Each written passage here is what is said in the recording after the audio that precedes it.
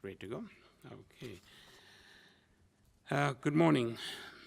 In accordance with sections 45 and 53 of the Planning Act of 1990, as amended, this meeting of the Committee of Adjustment of the City of Toronto is called to order. My name is Zahir Baid, and I'll be chairing today's session. Panel members today are Nizila Atarodi West, Ryan Bissonette, Philip Ghosh, and Paul Gauguin. Land acknowledgement. Pardon me. We acknowledge the land we are meeting on is the traditional territory of many nations, including the Mississaugas of the Credit, the Anishinaabe, the Chippewa, and the Haudenosaunee, and the Wendat peoples, and is now home to many diverse First Nations, Inuit, and Métis peoples. We also acknowledge that Toronto is covered by Treaty 13 of the Mississaugas of the Credit. Committee of Adjustment public hearings are now conducted in a hybrid, in-person, and virtual format. Some applicants and participants will make their submissions in person, and others will participate virtually by electronic means through WebEx. The meetings are also streamed on the City of Toronto Planning YouTube channel, and anyone wishing to view the hearing may watch on YouTube. Those who want to participate virtually and have registered in advance will be connecting with their computer or telephone and have the option of participating via video or audio only. When your item is called, you will be unmuted by the moderator. For both in-person and virtual participants, Committee of Adjustment staff will share presentations submitted in accordance with the written submission deadline. People attending in person today who want to receive a copy of the decision of the committee on an application must fill out a decision request card, and those participating virtually need to submit a written request for a decision by email.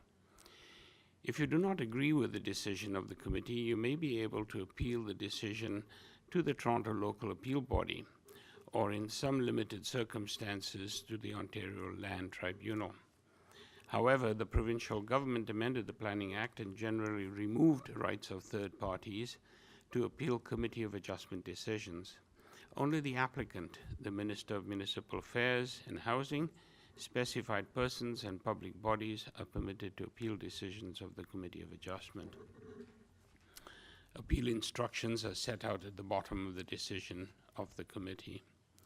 Today I will call each item in the order listed on the agenda. Where an application is uncontested, the agent or applicant may proceed with their presentation if desired.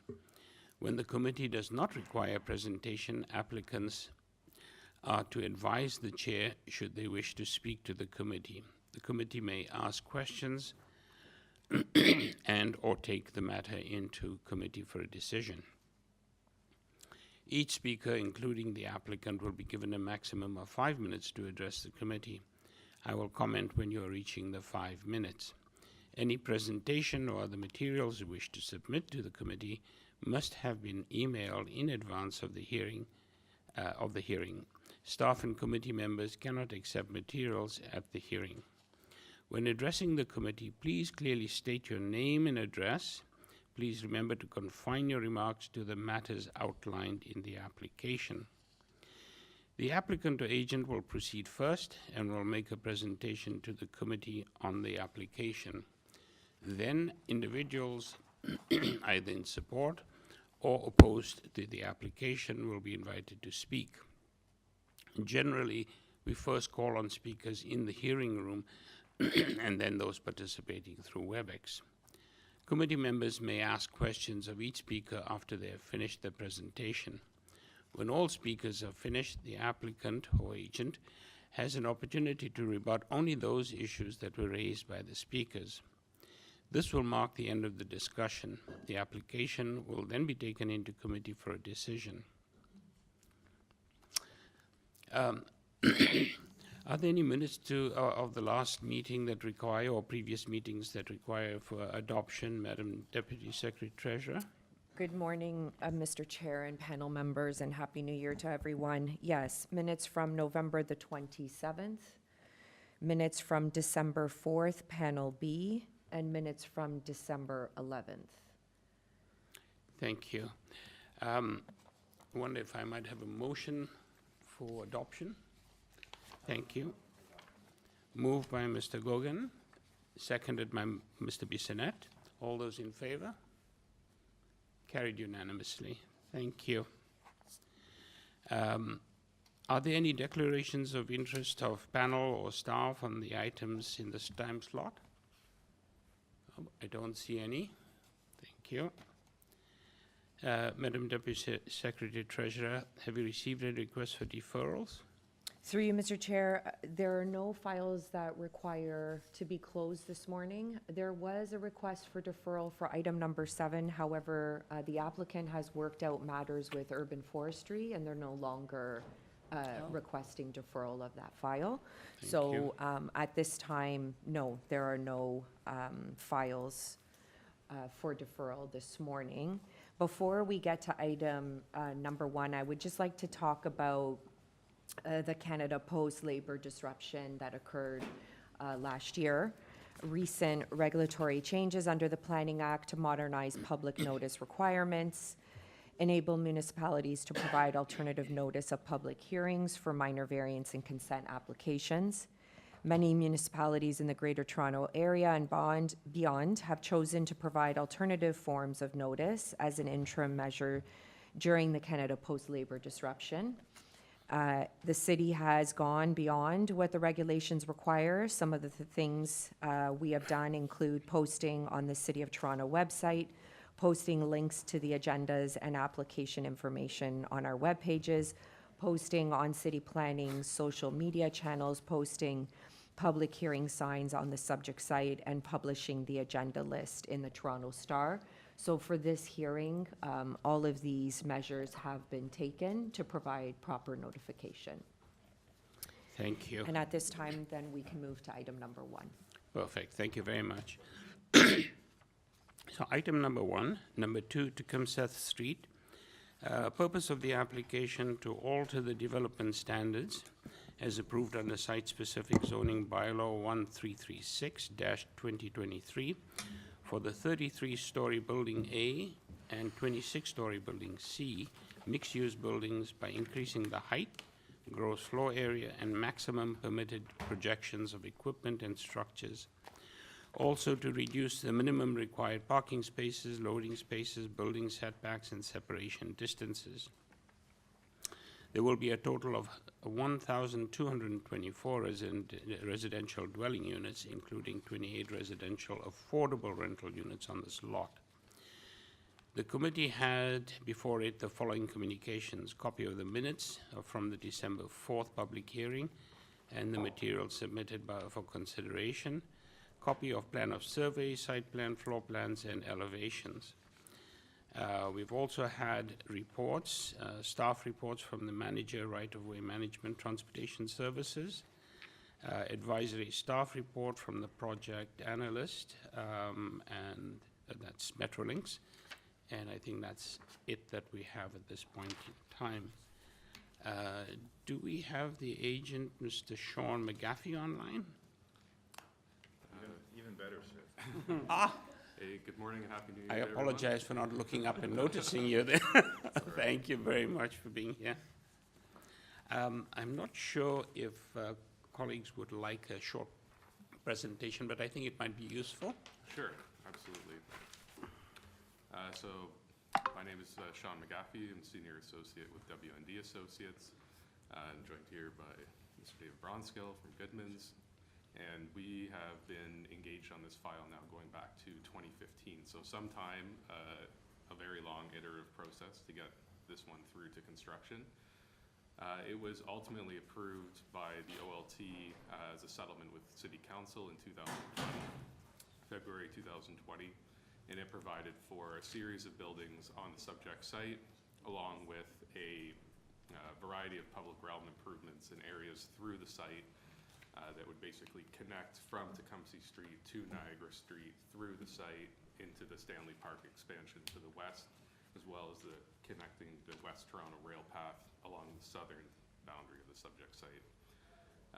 Through the continued site plan review process with city staff, there's been some revisions made to the project. So those revisions were submitted in April 2024. They've been reviewed by staff, and that's why we're here today to ask for minor variances to implement those changes. So if I could just get you to go to the next slide, please. So here we're looking at the overall proposed development, looking south towards the lake, Niagara Street in the foreground, the rail corridor in Fort York directly south in the background. And we have a series of buildings. You can go to the next slide, please. So there's building C on the east end. There is building A, which is the taller tower element sort of central to the site. There is building B, which is a mid-rise building that sort of interfaces with the properties along Niagara Street. Then moving continued west, there's the Wellington Destructor building, which is city-owned property that our client is redeveloping in part with an RFP process through the city. And then there is building D, which is a non-residential building, mid-rise building located behind the existing salt dome and works yard. That salt dome and works yard is proposed to be, or it's designated for public parkland for some time in the future. So, next slide, please. There's a total of 7 variances required to implement these changes. Number 1 is relative to the building height of building C and or building B and A, sorry. And those are increasing from 93.5 meters to 110.5 meters, and from 110 meters to 130.5 meters. There's also a variance for overall gross floor area across the entire lot. And the way that the site-specific bylaw was set up is there's different areas on the lot of where GFA is permitted.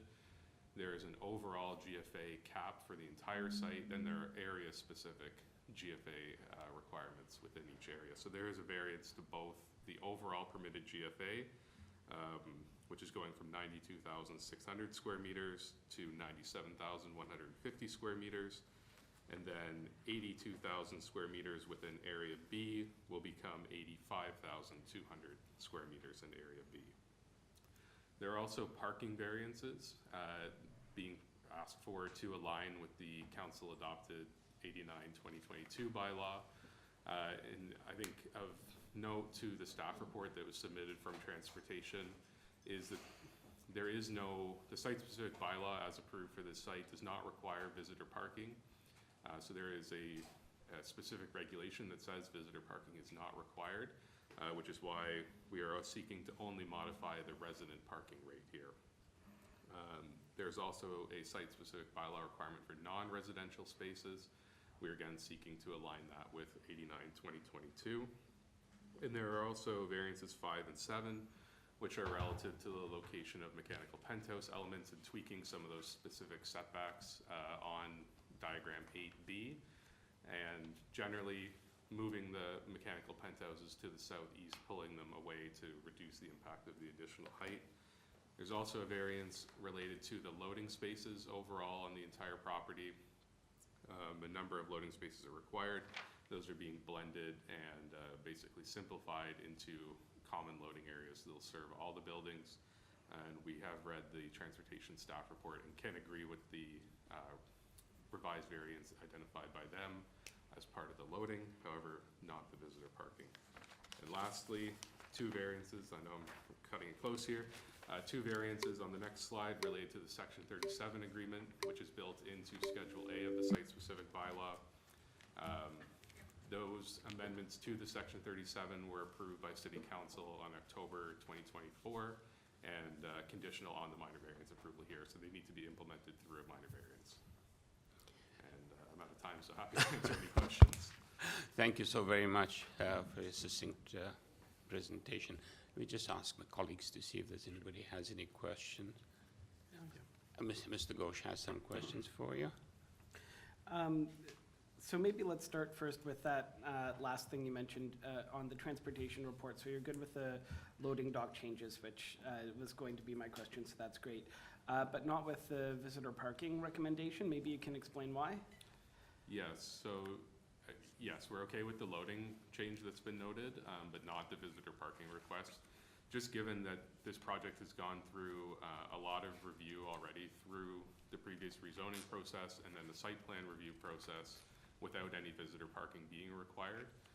So I'm not sure if maybe there's just been some miscommunication at this stage, but the intent for this site through the site-specific bylaw was always that there would be no visitor parking provided.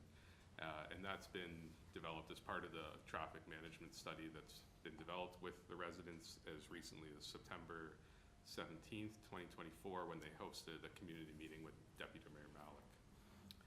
Okay, and is there, sorry, I'm trying to recall, but there is some parking provided at the site or none of any sort? No, so there will be, as of right now, there's 326 resident parking Yeah, that's spaces what proposed and 80 non-residential. But the intent really is to have the flexibility that bylaw 89/2022 provides for through the concourse design.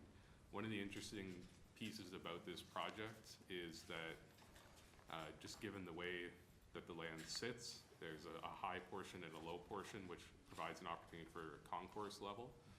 So that concourse is basically accommodating all vehicle movements through the site, and as part of that, there just needs to be some flexibility through the very detailed building design and phasing. So through the site plan right now, 326 resident spaces, but there needs to be the flexibility through the process to change that if needed. Okay, and so what are the 80 non-residential spaces intended for as it stands? So there is a component of non-residential use on the site. Commercial? Commercial, there's Yeah. retail, there's restaurants, there are light industrial uses planned, maker spaces, artist works. It's a very large project, and I should have a little bit more time, but Yeah. there's a lot of different components to the project. Okay, and so just for flexibility, you don't want to designate any of those 80 as visitors specifically? Because I'd imagine in practicality, once this is built, some of those probably will end up being used as visitor residential spaces. I mean, would you agree? Sorry, and can I just add one thing? Part of the difficulty with the visitor too is, I think you're bang on there. Some of the visitors won't necessarily be visitors to the residential condominiums. Yeah. They'll be visitors to the site itself. And part of the problem of this recommendation of staff is they're residential visitor parking spaces. I So see. we couldn't actually then use them for anybody visiting the site. They could be shared with the non-residential on a non-exclusive basis, but we might not be able to have parking for someone who is just coming to the site to enjoy the site. I got to go to the well just before the holidays for the Yeah. first time. It's gonna be a lot like that, and that's part of the need to have the flexibility. So if we assign them just for those uses, it'll be really problematic in terms of the long-term operation of the site. Okay, yeah, I found that very helpful, yeah, because we only have the report in front of us. Yeah. You know, Yeah. we can take you at your word that you had these other communications through, obviously, it's been a very long process to get here, but we only have the report in front of us. So, yeah, I think that explanation makes sense. One other variance that I want to touch on is variance 9. I have some concerns with the wording of variance 9, and just because of experience I've had in my professional life of, wording of the end of projects being something that can be very particular and contentious at times. And so variance 9 seems to be that there's the public benefit that's intended to be built around the terminus of Tecumseth Street, and that originally it was going to be built before any occupancy, and now you're trying to kind of push that back so that it's not necessarily before 100% complete before all occupancy. But the problem I have is last residential occupancy. And it's just how this is going to be determined, and does it not have the potential to leave things open-ended, right? Because this is a residential tower. It's very easy to say something can't be done before first occupancy, because before there's occupancy, there's an occupancy permit, so there's someone that signs off on it.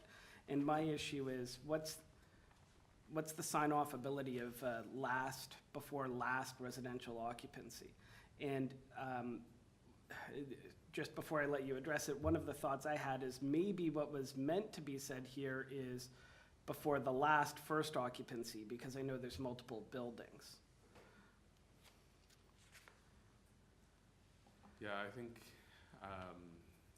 this is the language that came from the council decision on the Section 37 amendments from City Legal. David might be better suited to explain the actual idiosyncrasies of that language, but the intent, from my understanding, has been that they need Tecumseh Street for construction access to build the eastmost building. And so those public realm improvements, which are basically to close Tecumseh Street south of Niagara Street and turn it into a wooner, if you're familiar with that term, with a drop bollard system to provide access, that really can't happen until all the construction is done. So that's why it's being changed. On the specific language piece on the last residential occupancy, I'm not sure I can speak to that specifically. It's part of the council decision. Yeah, and that council decision was approving a settlement report.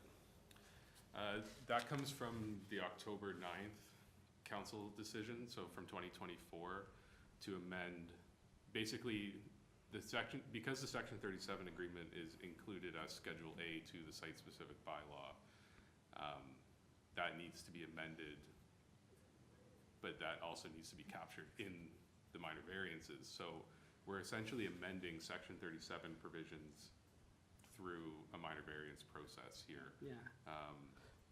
And we'll have to amend the agreement, and so I know the actual amendment to the agreement will pick up some of these details, including what happens.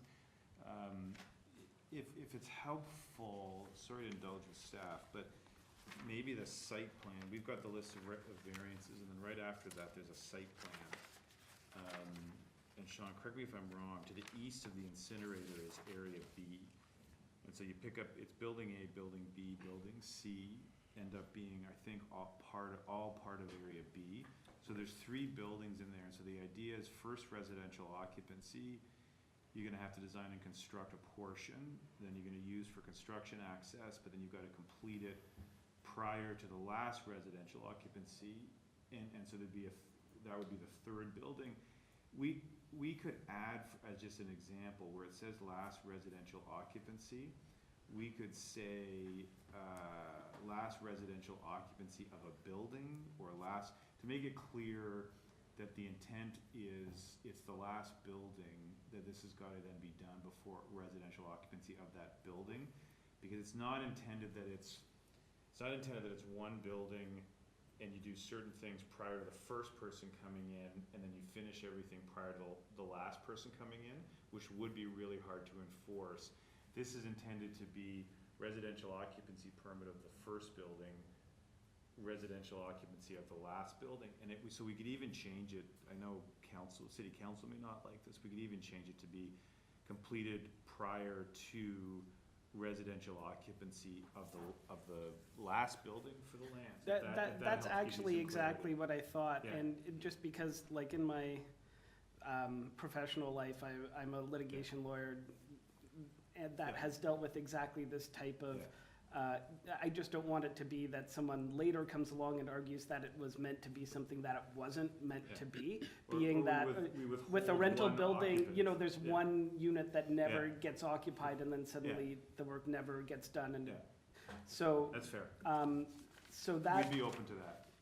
Okay, so I think the amendment to the wording should be.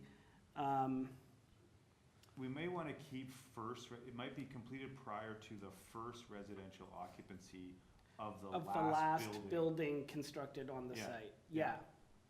I would make it the lands delineated as Area B, because if we do at the site, we pick up the office building, the non-residential building to the west.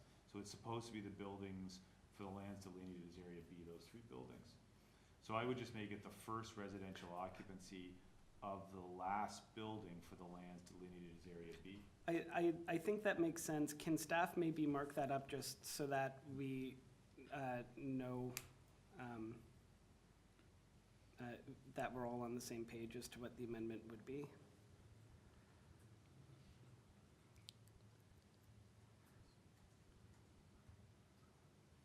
And perhaps if we could have it read out, just so that we're all clear as to exactly Sorry to what draft on the is, spot.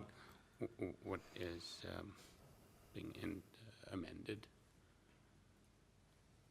This is where I'm old school, this is where I would take Sean's pen and I would start to write on it and then give it to somebody. 'Cause I'm terrible at this.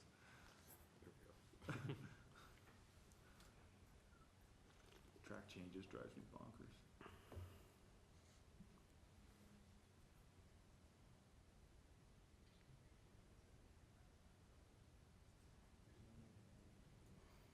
Oh, you may not be able to have the PDF. Oh, 'cause it's long. Yeah. Yeah. Yeah, I can do that.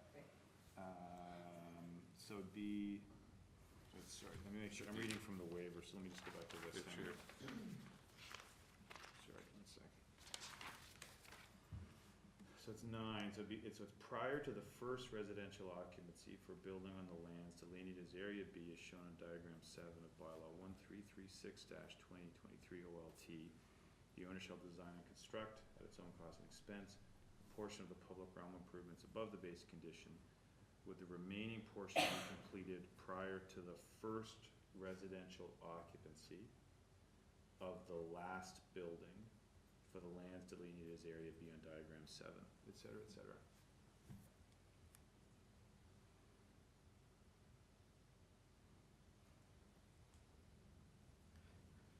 That's fine for me if the secretary, okay, great. And then just my last,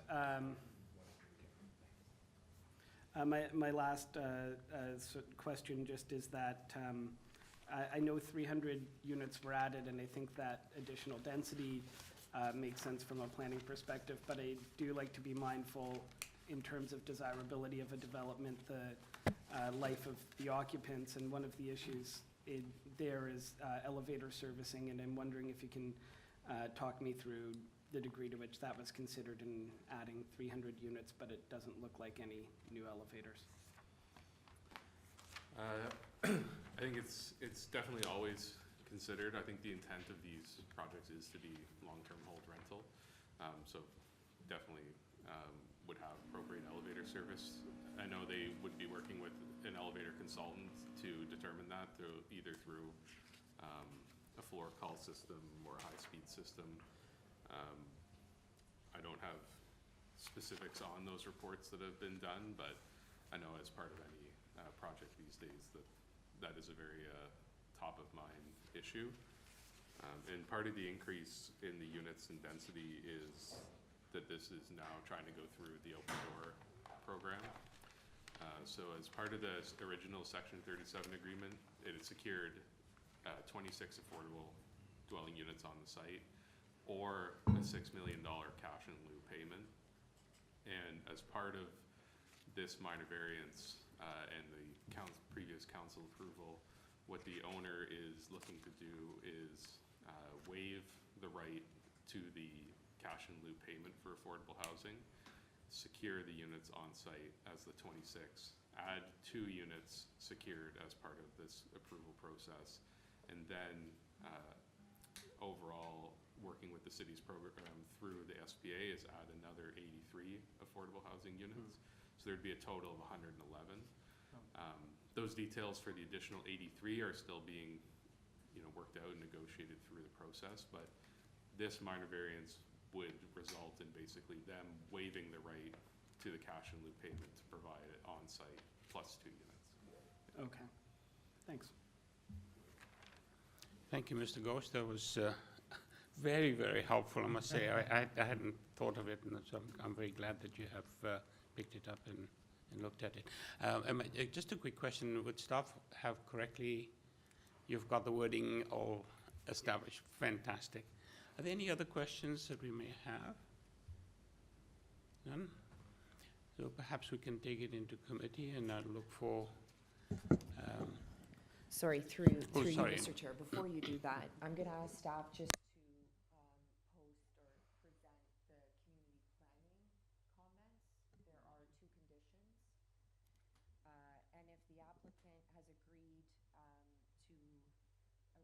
amending variance number 6, then we can amend variance number 6, amend variance number 9, and if committee approves the application, it's approved upon the amended application. So this is the comment that came in from community planning on January the 6th. They are imposing 2 conditions. It did come in late, so you did not have enough time to review it, but if you were to approve the application, you can consider imposing these 2 conditions.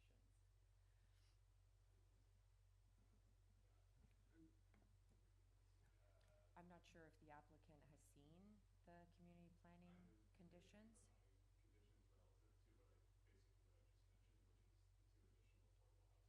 Yeah. And then the registration of the Section 37 agreement.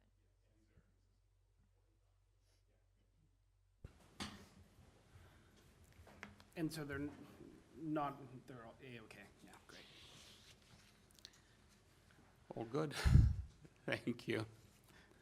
So moving along, if we can take it into committee, and if I may have a motion, Mr. Ghosh?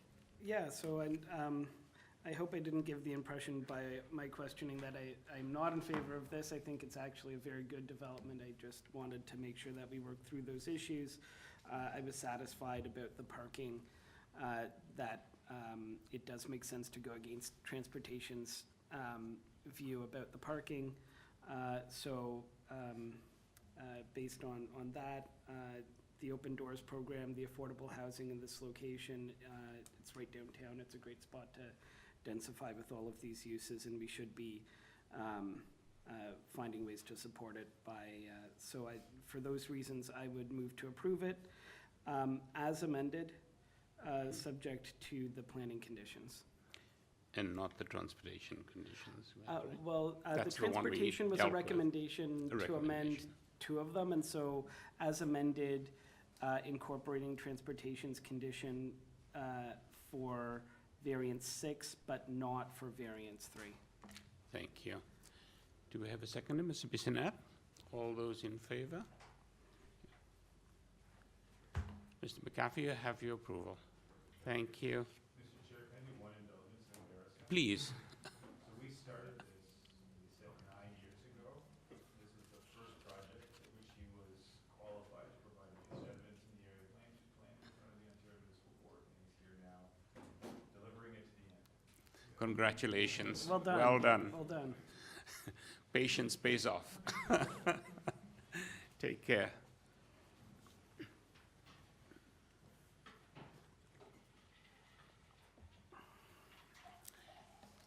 Thank you.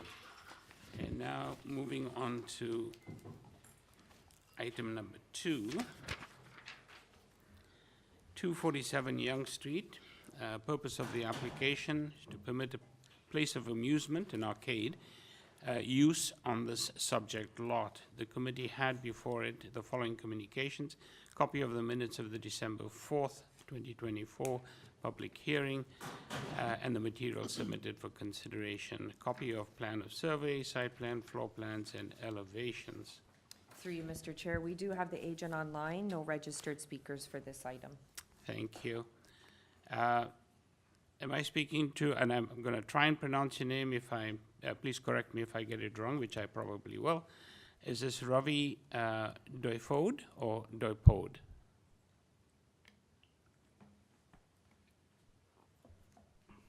Hello, Ravi. Ravi Doifode. Yeah, that's the right pronunciation. Doipode? Yes. Thank you. Thank you, Ravi. I wonder if, I don't believe we may not need a presentation, but just let me ask our colleagues and see if anybody requires a presentation. No? We don't require a presentation, so perhaps we'll just take it straight. It's a very straightforward application. There doesn't seem to be any issue. It's a change of use request. So I think we'll take it into committee and see if we have a motion on the floor. Yeah, Mr. Bissonnette? Put forth a motion to approve the requested variances. Thank you. Mr. Bissonnette has moved the motion, a seconder. Ms. West, thank you. All those in favor? Thank you. You have your approval, Ravi. It's unanimous. Thank you, sir. Thank you very much. Happy New Year to everybody. Thank you. Take care. Okay. Now, moving on. Moving on to item number 3, 1871 Davenport Road.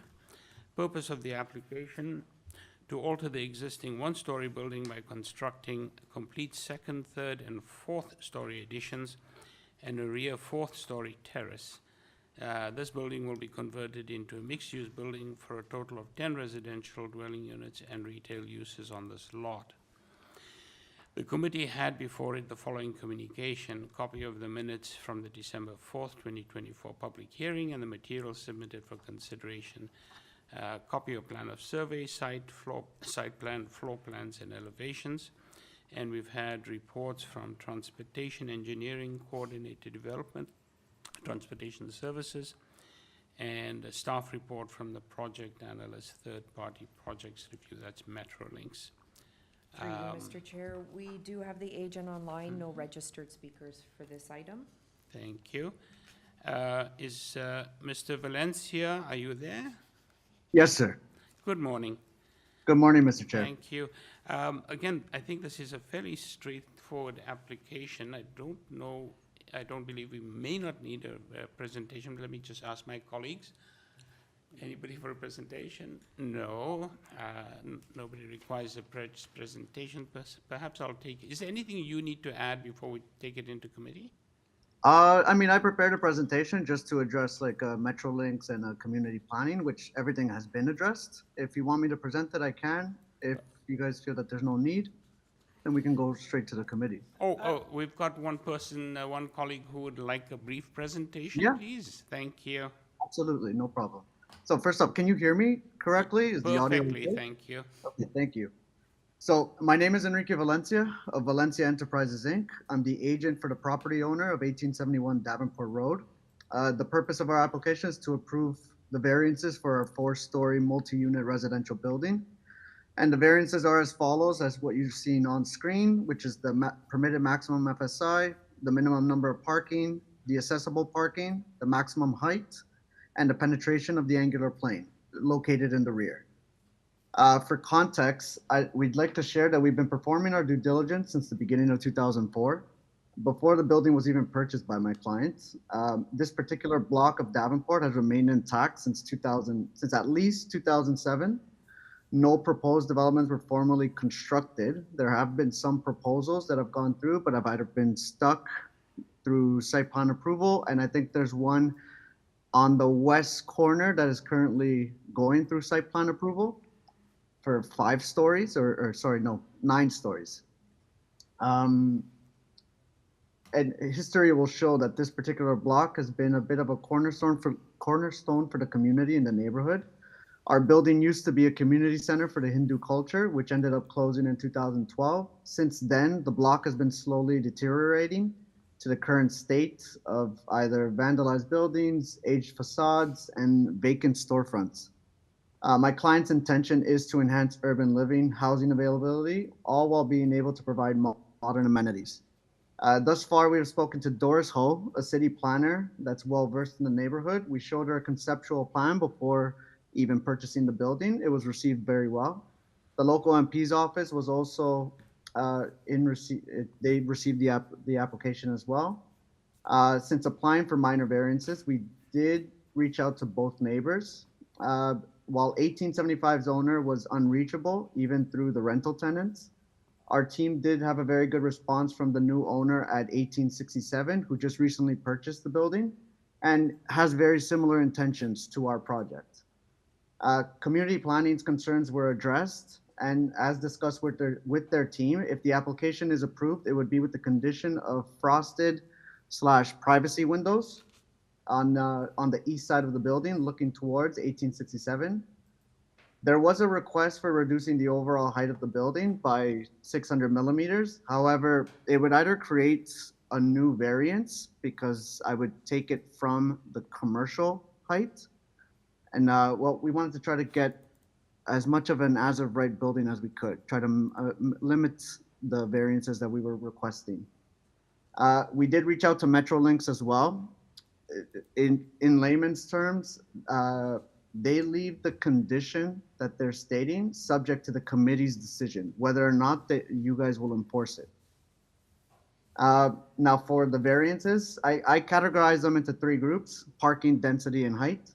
In regards to both types of parking, the site itself constrains any type of parking. The impact would be minimal given the proximity of the TTC stop directly in front of the building. And a bike rack room will be provided in the building, currently in the lower level, accessible through the stairs or elevator. The commitment and enforcement of accessibility is still and will be a priority despite the reduced parking. In regards to increased FSI, we believe our plan contributes to the city's intensification goals under the official plan, while giving careful consideration to the adjacent properties in order to construct a building with variances with minimal impact to the neighborhood. And finally, the height. As of right height for the ground floor commercial unit increases the overall height of the building. The overall increased height accommodates functional use for the building, and we are able to provide more housing while minimizing land use. Due to the added height, we do have a minor encroachment into the rear angular plane looking over the laneway. That's why we decided to set back the building a little bit while trying to maintain the areas of the units that we're trying to provide. In conclusion, we do hope that the committee agrees with the results of seeing this project as minor in nature, and we look forward to the completion of this project. Thank you very much. Thank you very much. Let me just see if there are any questions that follow up. Mr. Ghosh? Just a quick one. Coming back to the Metrolinx, can you just be a little more clear? Is it that you want us to reject that condition or don't take a position? What's your position?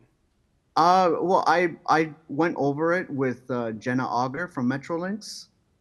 She was requesting that we put an environmental easement just to protect not only themselves, but the owner as well. Just to basically let the tenants know that this land is subject to noise, vibration, and potentially air quality because of the locomotives nearby, which they are in proximity. I think we're just on the barrier of the 300 meters of it. If you go east on Davenport, there is a railway track there. And sorry to jump in. We're not going to do an environmental easement. That's not a condition that we typically impose, but there is the condition they've asked about putting a warning clause into offers to purchase agreements of purchase and sale and lease each unit. And I actually don't need to know what your discussions were with Metrolinx. I just really want to know, is it something that you, yes, would like, no, would not like? If we can avoid it, I think that would be best. My client intends to have this property as long-term rentals. Okay, thanks. You're welcome. Thank you, Mr. Ghosh. Any other questions? No? Ms. West? Yes, to you, Mr. Chair. Just regarding the condition that the applicant requested the windows on the east side to be frosted, is it all the windows on the east side? All the windows on the east side, correct. Thank you. Actually, I just thought that just occurred to me because in your materials, there is a rendition of those windows. I was just wondering in the longer term, it's not something that's happening right now, but I think your neighbors may just want to construct a structure there that may eventually block the windows that you're proposing as well. It may be a consideration, not So for the immediate, I don't think, but certainly in the longer term. We did speak with that neighbor. He is still quite I would say at least 3 years away from even doing anything. And I mean, there was always that possibility that things could be set back. However, if we waited for everybody else Yep. to start this, I mean, we would be the building that they would have to adapt to as well. Because they wouldn't want those, if they were to propose something very similar, they would have to propose windows on that side as well in order to even accommodate potential units along that wall, which would, for us, would be the east wall. Yeah, I think my question is really a sort of a observation, maybe a hypothetical one at this stage, but thank you very much for your response. You're welcome, sir. Okay, I think we can take it into committee and see if there's a motion on the floor. Ms. West? Yes, through you, Mr. Chair, I would like to put forward a motion to approve this application with only one condition, that all the windows on the east side of the property to be frosted as per applicant request. And that's the motion. Thank you. Do we have a second? Mr. Ghosh has seconded. All those in favor? Thank you. Ms. Valencia, you have your approval. It's been unanimous. Thank you very much. Thank you. Happy New Year. Take care. Thank you. Take care. Okay. And moving on to item number 4, 1275 Danforth Avenue. Purpose of the application is to alter the existing 4-story apartment building by constructing 4 accessible parking spaces at the ground level, 2 accessible barrier-free underground parking spaces, and a roundabout drop-off area. A total of 7 lawful parking spaces will be removed. The committee had before it the following communication: copy of the minutes from the December 4th, 2024 public hearing, and the materials submitted for consideration. Copy of plan of survey, site plan, floor plans, and elevations. And we have an agent online, Mr. Andre Fabian. Mr. Fabian, are you there?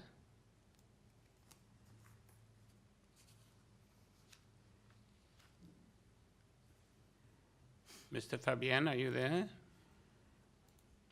Yes, hello, good morning. Good morning. Good morning.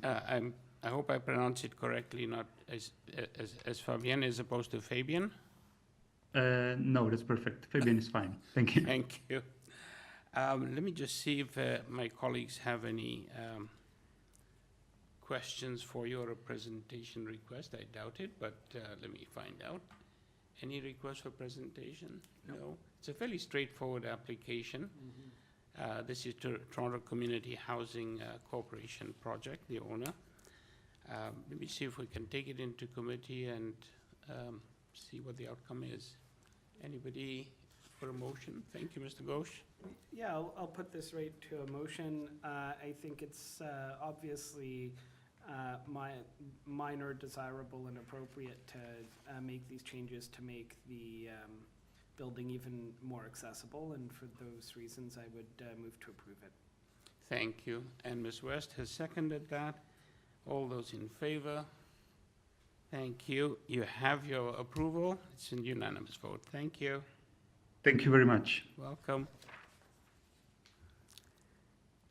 And now, moving on to number 5, 42 SPROAT Avenue. Purpose of the application to alter the existing 2-story detached dwelling by constructing a front 1-story addition, a porch enclosure, and a front canopy to cover a bicycle rack located at the basement level.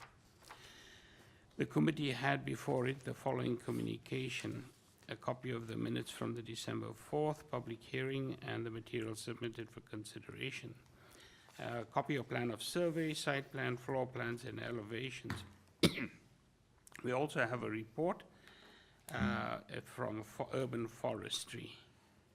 Let me just make sure I've got. Looking over. Do we have the agent with us, Rock Kim? Yes. Hi, good morning. Hi, good morning. Hey, good morning. How are you? Very well, thank you. Thank you. Oops, we're getting some feedback from somewhere. Let me just see if there's any request for presentation.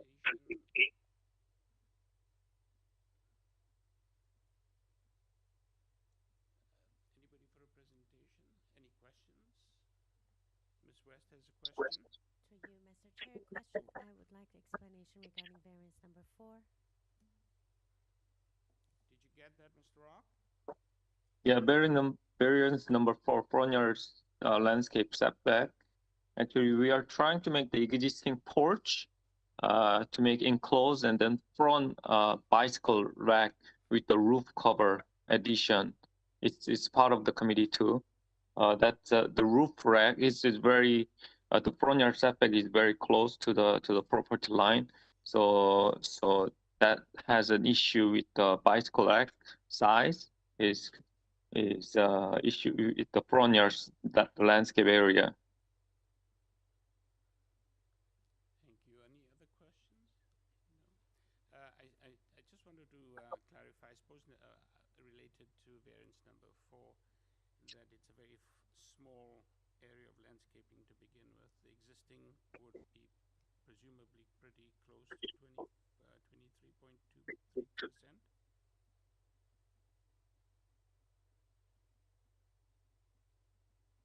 Mr. Rock? Yes, Just a question. we have only a soft landscape on the side of the houses, Yeah. which is porch, yeah, side of the porches. Thank you. Any other questions? Any comments? No? Do we have a motion? Mr. Ghosh? Sure, yeah, I would move to approve this application. The numbers, percentage-wise for variance 4 on their face do look concerning, but when you look at the constrained site and the fact that there is soft landscaping in front of the site in the boulevard, I think it's a minor variance, and I think the others are also quite minor to enclose a porch. So for that reason, I would move to approve it. Thank you, Mr. Ghosh. I tend to agree with you. The numbers make it a little stand out, but the reality is a bit different. Thank you, Mr. Gogansky. Seconded that. There's a forestry condition number 1 as well. Is it 2? Oh.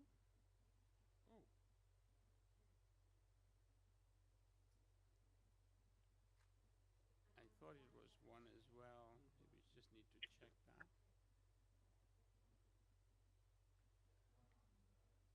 On the sheet. Okay. So it's forestry condition number 1. Sorry, moved by Mr. Ghosh, seconded by Mr. Gogan. Forestry condition 1 is the only condition attached. So all those in favor? Thank you. You have a unanimous vote. Mr. Rock, thank you. All right, thank you so much. You're welcome. Take care. Sorry, through you, Mr. Chair, it appears that we can't be heard on YouTube. So we're just going to take a second to see if we can do a sound check.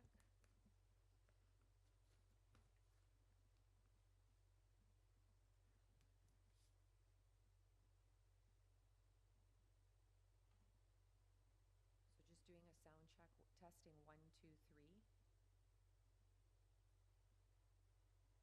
Testing 1, 2, 3.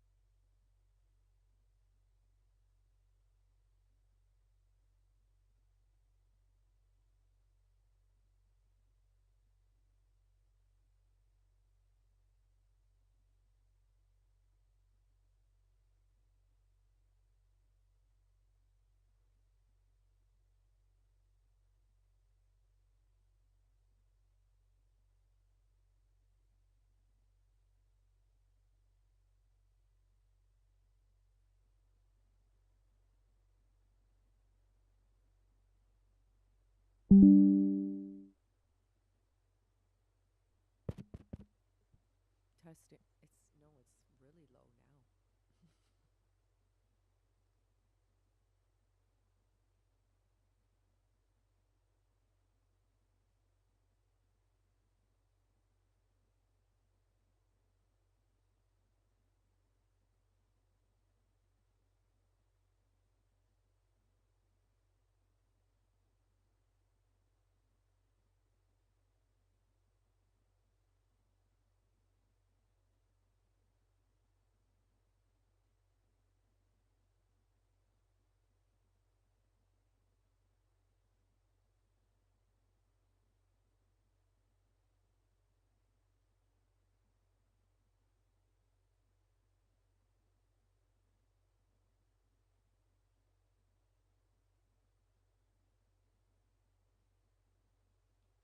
Check 1 2 1 2.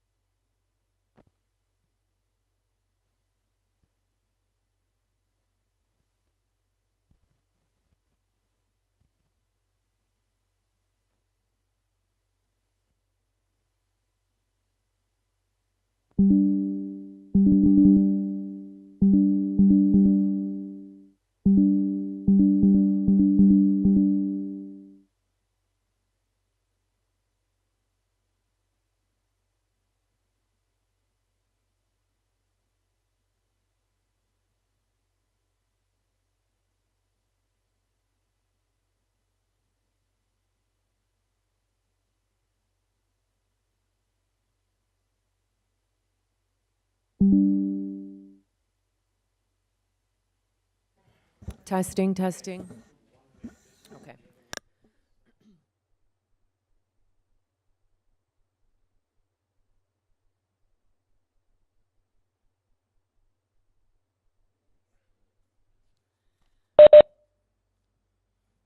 And we're back.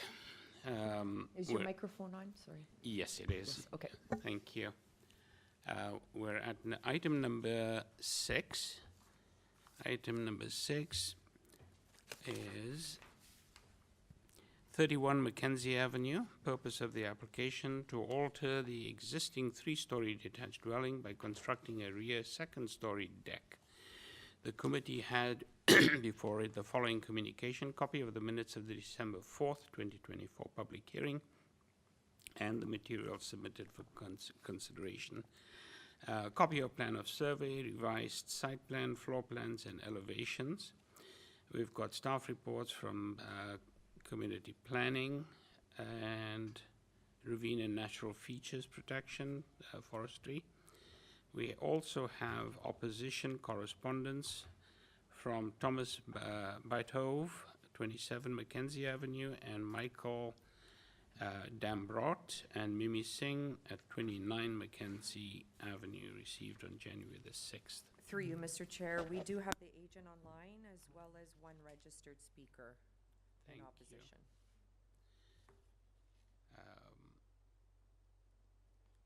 Mr. Hear me? Crusoe, are you online? Yes. Yes. Good morning and welcome. Since we have a member in opposition, a party in opposition, I wonder if you could just provide a presentation, please. Sure. Thank you. Included in our documentation was the summary of our proposal, which is a deck that is going to be constructed over the ground floor living room and kitchen that were recently completed.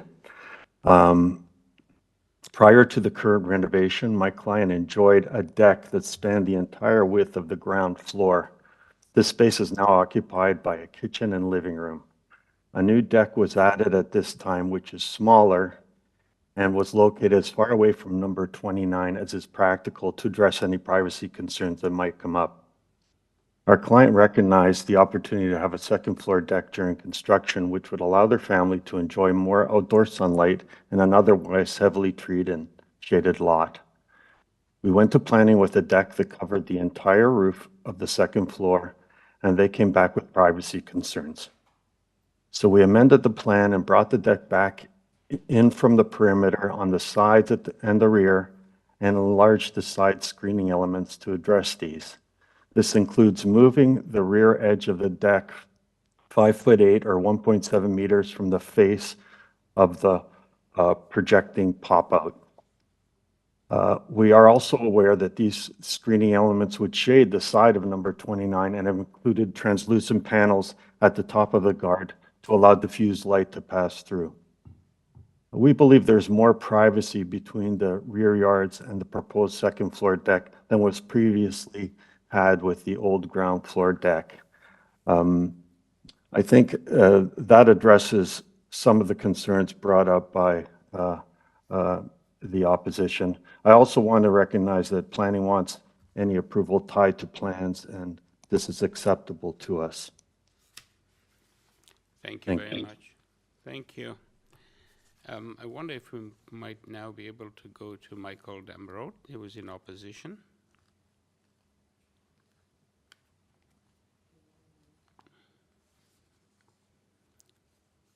Michael?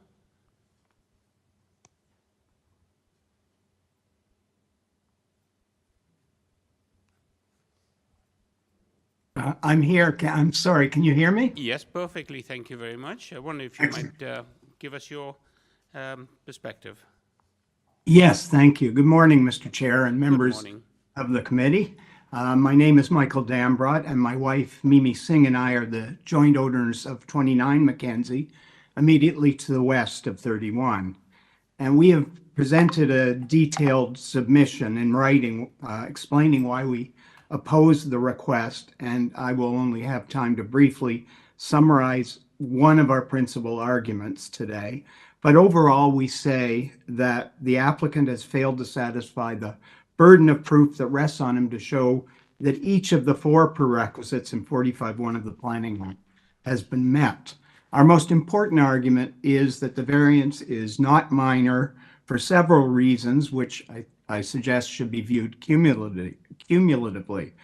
First of all, we say that the variance isn't minor because of the extent that it exceeds the 4 square meter limit. It's 8 times the 4 square meter limit.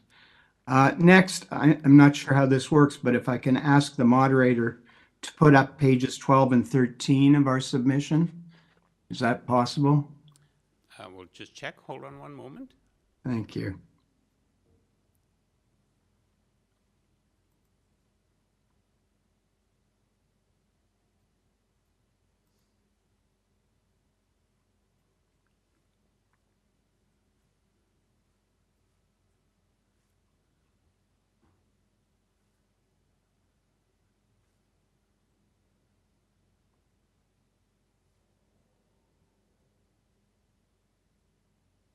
Excellent, thank you. So what I wanted to say in respect of this is that the variance isn't minor because we say that it will have a significant adverse impact on our privacy. And that impact would be added to the deck, the new deck that's already created, which you can see in the first photo, and the raised pool, which you can also see. If you go to the next page, you can have an idea of where the new deck would be at the top above the large windows. And I'd point out that because our properties slope down to the ravine, the proposed second deck would be actually 2 stories above ground and across the entire width of the applicant's house. And it would loom over the entirety of our backyard. and would also impact on privacy of several of our windows. And I just note quickly that Mr. Camiso mentioned that there was an original deck that's gone, but the original deck was not at the level of this one. It was one level below where the little new deck is. So it didn't have the same impact on privacy that this one has. And then if I can ask that you put up the page 21.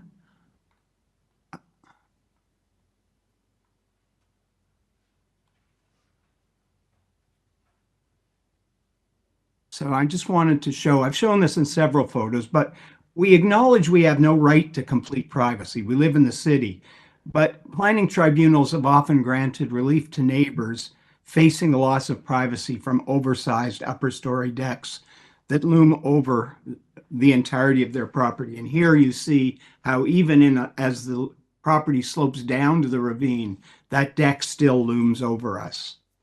And then I just simply point out the variance isn't minor because it runs counter to assurances made to us by the owner about respecting our privacy. And I won't get into it, but it's in our written submission. And finally, I say that the variance is not minor because it's out of keeping with the established character of the neighborhood.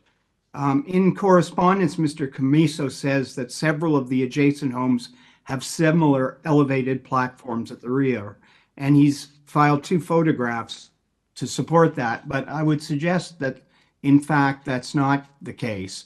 First, no adjacent property has 2 elevated decks, far less 2 elevated decks and a partially elevated swimming pool. But second of all, and I don't attribute any malice to this, but his photos are misleading. One of them shows a deck at 35 Mackenzie and another at 39. And I can't see the 39 deck from my property, and I can't say much about it. But the deck at 35 is smaller, and it's lower, and it's further back to the north towards the street than the proposed deck. In the applicant's photo, it appears that the deck at 35 and the proposed deck would be at the same height and adjacent to each other, but in fact they're not. And you can see this from my photos at pages 25 and 26, which were taken from the ravine. You can see at 25 how much lower the deck at 35 is than the proposed deck. And then the next photo, you can see how much further back towards the street that deck is. And then finally, there is a photo that Mr. Camiso put before you of what he says is a deck at 27 Mackenzie. And he describes it on the photo as an existing second floor deck. And I have to say he's wrong. First of all, it's a third floor level, not a second floor level. But more importantly, what he takes a photograph of isn't a deck at all. It's simply the roof of the flat back half of the roof, I should say, at 27 Mackenzie. It has no floor or platform on it, and it's not used as a deck. It does have a fence, but that is only for safety and aesthetic reasons. So I submit that it's incorrect to say that several of the adjacent homes have similar platforms at the rear. They don't, and I would suggest that the proposal is out of keeping with the neighborhood. Finally, I want to talk about mitigation because I've read the community planning letter, which does recognize that there is a privacy impact in this proposal and recommends some cutting back of it and also that it be mitigated by the screening that's proposed. I don't think the community planning recognized the extent of the privacy issue or that the mitigation afforded by the screening on the west side is negligible at best. First of all, as Mr. Camiso mentioned, it's translucent, but I would say the panels would do nothing to reduce the looming overview of our entire backyard by this deck. And also, I point out that they wouldn't eliminate the loss of privacy through our windows because they're only 5'6" tall, shorter, I think we all know, than the average man today. Almost anyone, excuse me, could have a view into our windows over the top of the panels. And lastly, and importantly, the 5-foot 6-inch panels would not eliminate the loss of privacy in our daughter's bedroom. That bedroom is on the east side of our second floor. What the screens would do is they would eliminate most of the view out of her window. If I could just ask you finally to put up page 23. So that's the view out of my daughter's window, the only window in her bedroom. And as you can see, the view is mostly the wall of 31, which is to the left side. But it does have a view to the southeast, a nice view across where the proposed deck would be to the ravine behind us. And what the translucent screens would do is eliminate most of that view and some of the light. And really, I guess I've probably, the timer doesn't seem to be running, but I think I've exhausted my time. So I thank you for the opportunity to present our concerns, and I appreciate your consideration. Thank you. Thank you, Mr. Dambrot. Let me just see if any colleagues have questions for you. Any questions? Yes. Ms. West has a question Yes, for to you. you, Mr. Chair. I have a question regarding that window which is located on the east side of your property. And you were referring to the translucent screen. Are you referring to the screen that the applicant might put on the west side of their deck? Yes, yes, because that window looks out at the west side of the deck. So So it- means if the applicant want to do, for example, privacy screen to give your property a little bit more privacy, that's not something you prefer?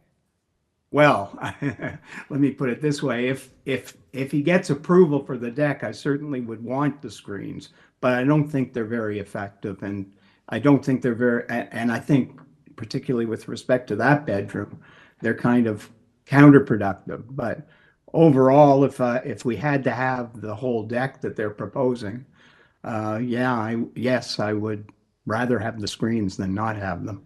And then when I look at the site plan of the area, your building on that southeast corner is actually further down compared to the subjected property. So means, is the deck, you think the proposed deck when they built, will it be kind of flush to the back of your property, or it's a little bit larger? And I just trying to understand, because this side have like it's all the buildings are on the slope, and then all the buildings are kind of like each of them locate differently. So by Yeah, there's a difference between our first floor and our second floor. Our second floor extends out further so that there would be a slightly different view of the second floor. The first floor is a little further back, and so not so much of the building would be facing what they're proposing. I can put it that way. Okay, thank you very much. Thank you. Any other questions from colleagues?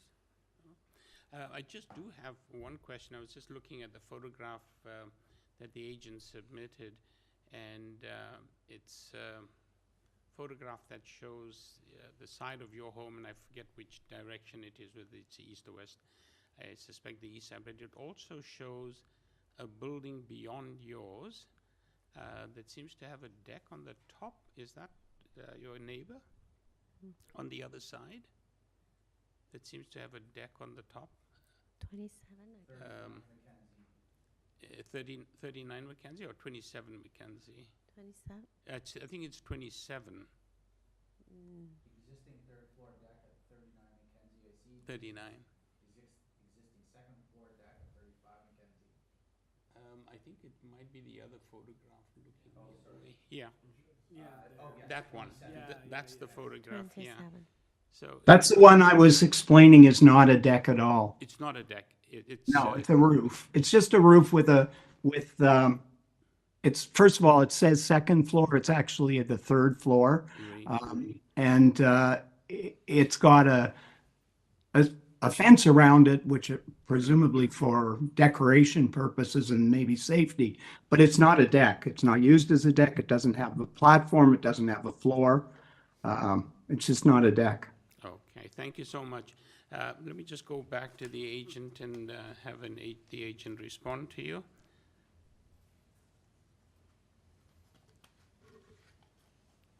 Okay. Mr. Comiso? Yes, hi. My response is privacy is a bit of a two-way street. Yes, the neighbor can see the second and third floors from their backyard, and our client can see into the rear yards of these properties. But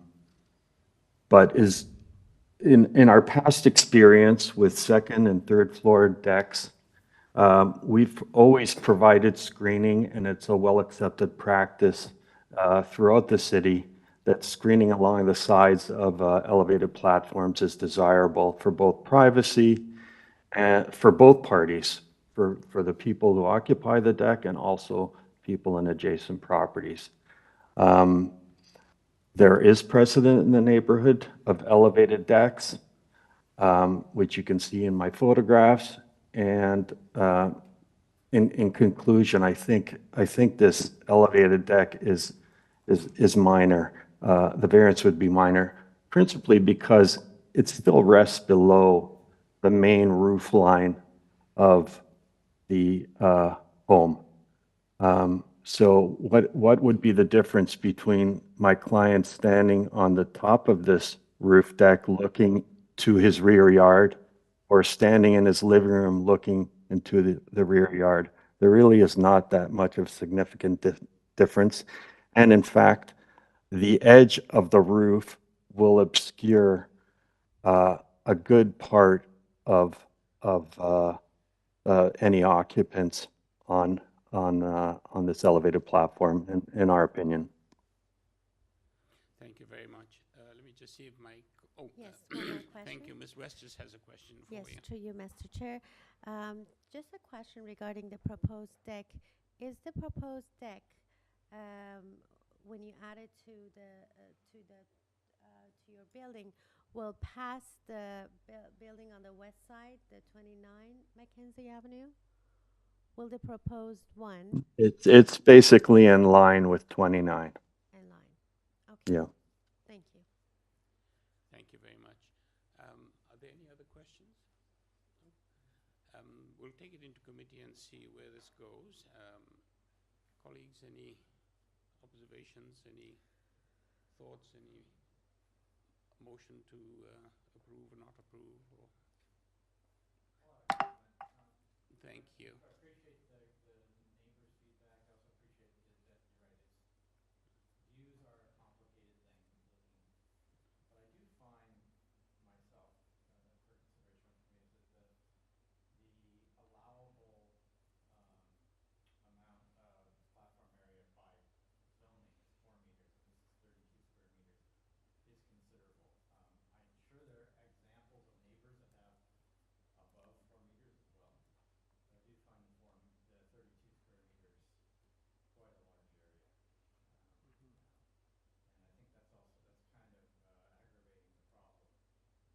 large area.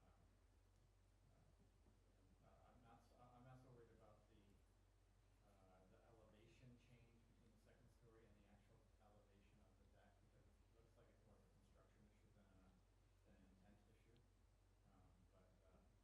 But I don't know, for the committee's consideration, I just think that area is considerable. Thank you. Any other thoughts? Any other observations? I was on the fence for the same reason, and sort of had the same thought that variance 2 is maybe a much more difficult one than variance 1. There's no doubt that there is a privacy impact, and I think the neighbor did a good job of showing that with the photos. But on the other hand, I understand the perspective of the homeowner as well, that you're in a city and there are some impacts, and so then the question is it minor or not? But it's exacerbated by the size of the deck. Yeah, Mr. Bissonnette? I definitely have mixed feelings about this one, but then I really think about, given the location of the deck, let's say it was 4 square meters or 32 square meters, would it really make a difference to the concerns of the neighbor regarding privacy?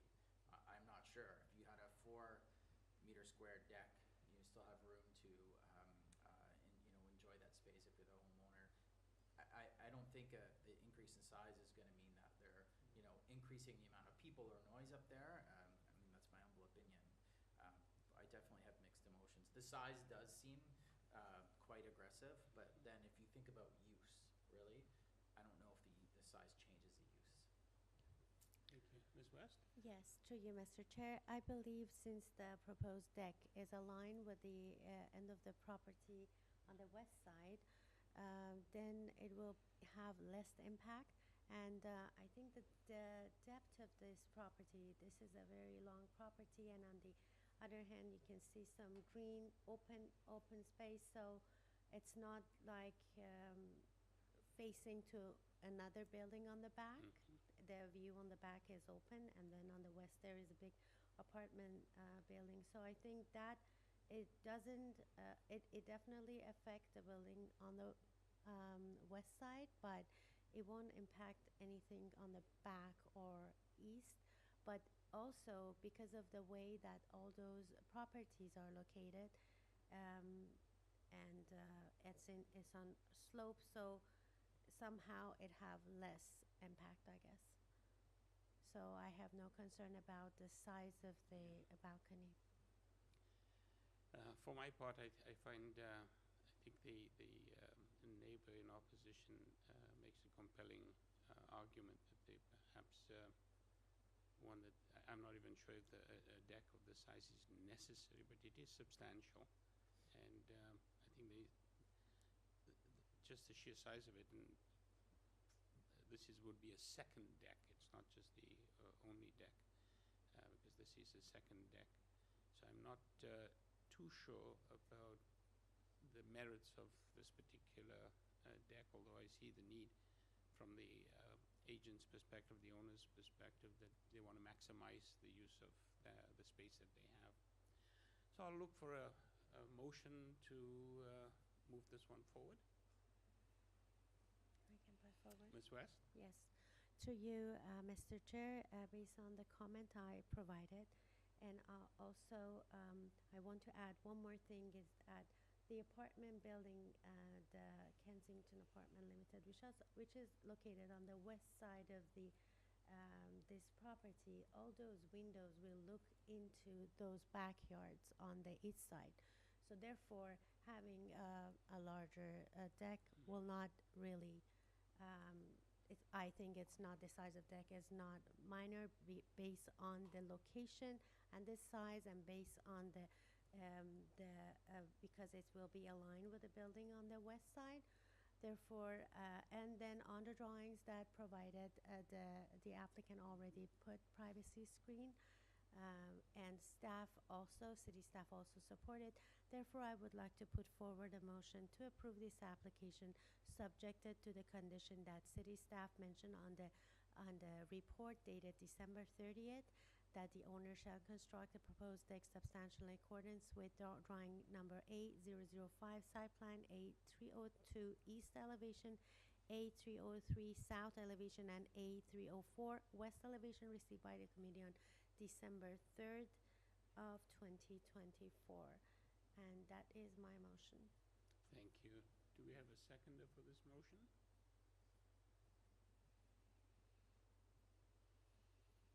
I don't see. I don't see a seconder, so, Mr. Bissonnette has seconded the motion. All those in favor? Two in favor, any opposed? Sorry. No, I'm also in favor. In favor. We have 3 in favor, any opposed? 1 in opposition. Sorry, I was going to also approve and not in opposition. So 1 opposition, 4 in favor. You have your approval. Mr. Commisso, you have an approval. Through you, Mr. Chair, we're just going to take a 5-minute break. We're having some audio issues on YouTube again. Thank you.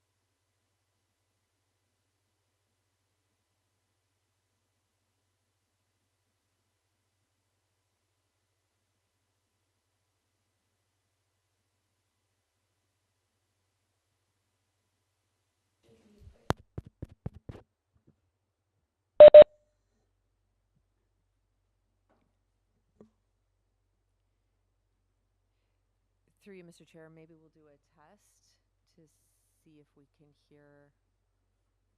Yes, it is. So testing 1, 2, 3, testing 1, 2, 3.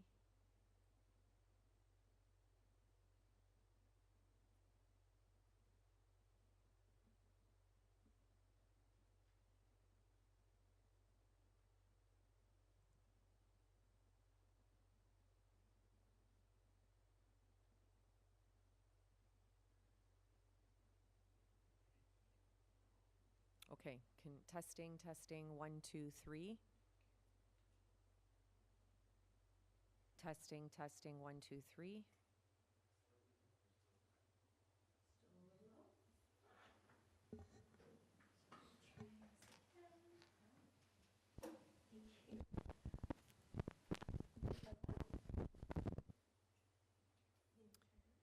Testing, testing, 1, 2, 3. Testing, testing, 1, 2, 3.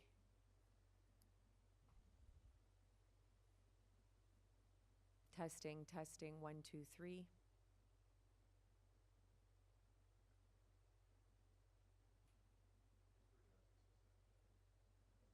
Okay, great, thank you.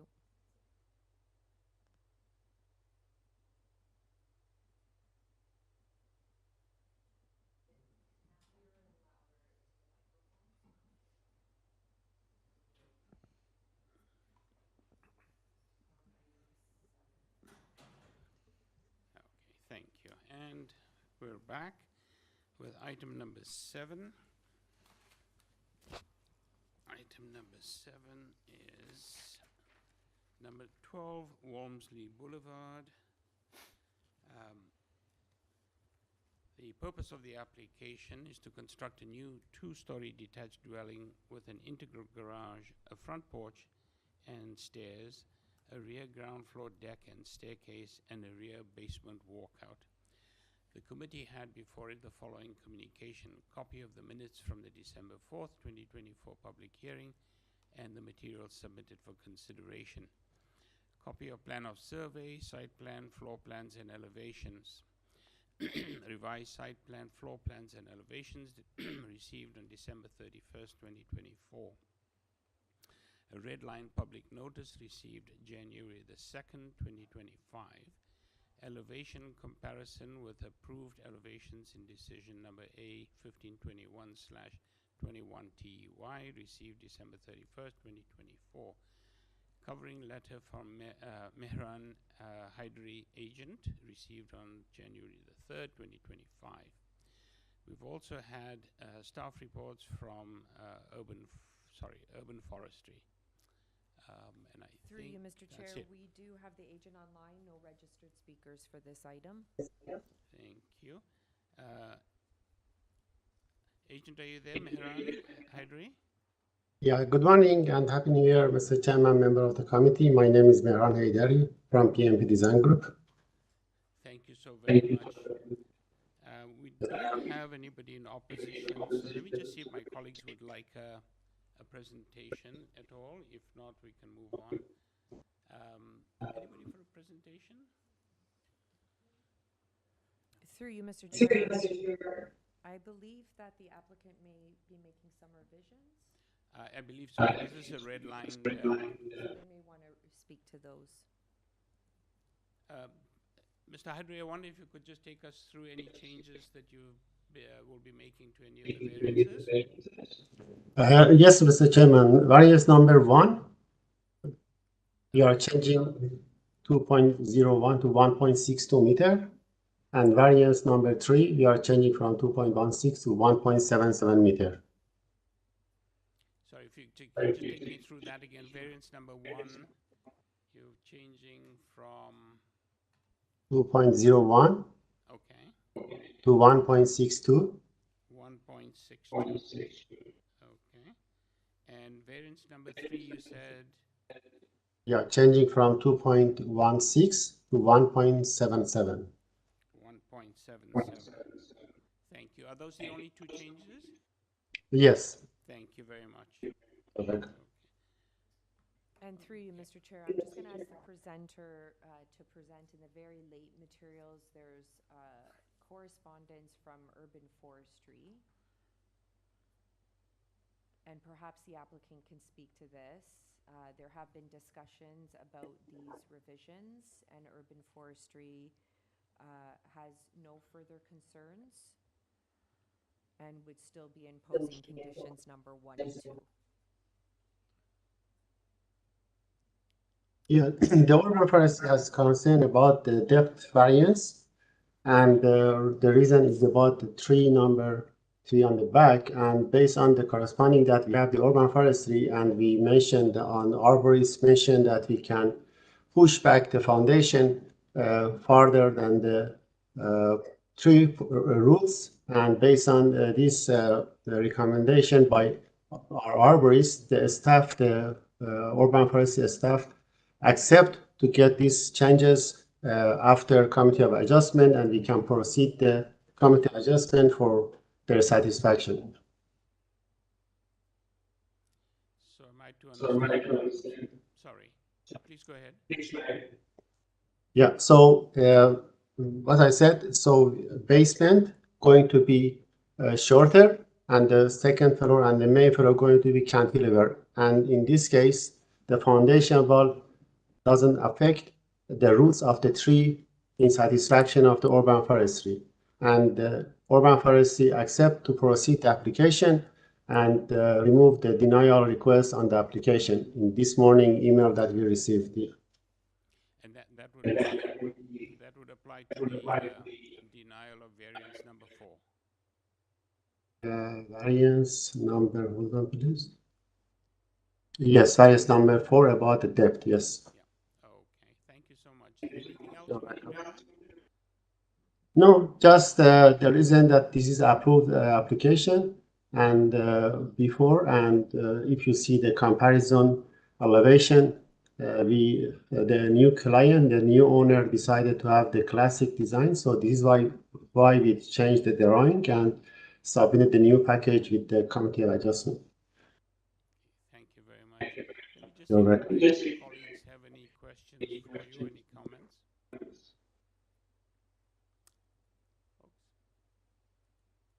No? It looks like we don't have any questions for you. Pardon me.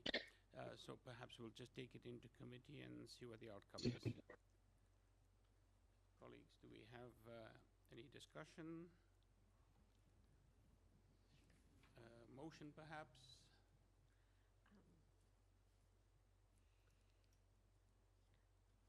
So just a question for clarification from you too, Mr. Chair. So apart from We have a question for you, Mr. Hadri. Yes. Just a clarification. Apart from variance number 1 and 3 that you modified, you also eliminate variance number 4. Is that correct? No, we are not removing variance number 4 because variance number 4 is the depth, and we have the same depth on the main floor and the second floor. And all the variances is in front of you is approved on the committee of adjustment before. And the reason that we are here because the approval of the 2022 application was based on the submitted the drawing, and because we changed the drawing, if you see the comparison elevation that I submitted to the committee, because of the changes that we wanted to do, we had to do the application again. That this is why we are here again. So what was the comment you mentioned that this morning you received an email from Urban Forestry and that was regarding variance 4? Would you please just repeat one more time? Maybe I missed that part. Yes, yeah. So variance number 4 working with the depth of the building, and the depth of the building was affecting the roots of the tree on the back. The urban forestry requested denial application because the possible damage to the roots. So we had the corresponding with the urban forestry, and our arborists send the email to them that we can work with the urban forestry by reducing the depth of the building on the basement and removing the construction around the roots protection. So in this case, the urban forestry are satisfied with the proposal that we're gonna send later. And in this case, we are not getting any injury or removal of the tree on the back. So the urban forestry are happy with this proposal. So the modification you will provide it will not affect the FSI of the building? No, because the changes are just on the basement. Would it be possible, can I ask the staff to put the urban forestry communication for us to take a look? Because I couldn't find it in our package. Through you, Mr. Chair, it's just presented on the screen, and it's just an email from today stating that they're okay with the revisions.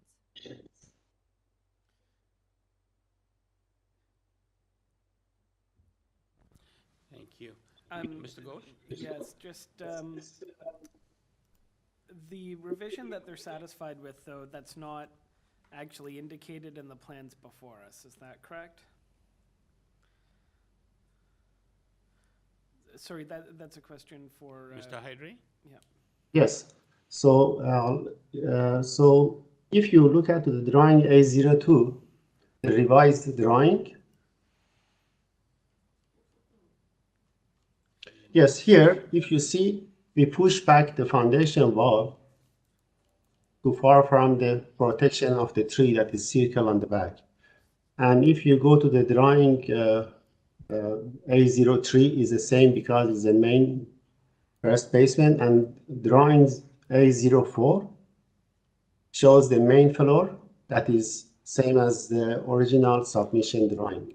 So we just have the reduced length and the depth on the basement floor plan. If I may, then, would it be appropriate to tie the application to A02? And A03. A02 and A03. Actually, I have no problem with that, but because the urban forestry didn't mention about this drawing, so I'm not sure. Maybe we need to, for example, push back 1 more feet. So we are not going to exceed anything based on this drawing, but for sure, I'm open to have the more setback for the trees department satisfaction. If you tie, yeah, I can. I think the zoning examiner doesn't have any issue with reducing more length based on the tie drawing, but this is something that I have concern. But I'm okay with the tying the elevation, the basement floor plan on the decision. But my recommendation is not do it because of the possible changes based on the zoning examiner request. Let me just Through you, check. Mr. Chair. Thank you. Typically, we tie plans substantially in accordance with plans, right? So if there are further revisions that are substantially in accordance with what was approved, if that's the case, then there shouldn't be any issues. So if they're going to be pushing it further back more to make the condition better, then the Toronto building shouldn't have any issues moving forward with a permit on that. So that we just word it so that it's substantially in accordance It with. always is worded substantially in accordance with, to allow for some minor changes, Thank you. provided that it improves the condition. Thank you very much. Mr. Ghosh, Ms. West, any additional comments, any thoughts? Colleagues, perhaps a motion?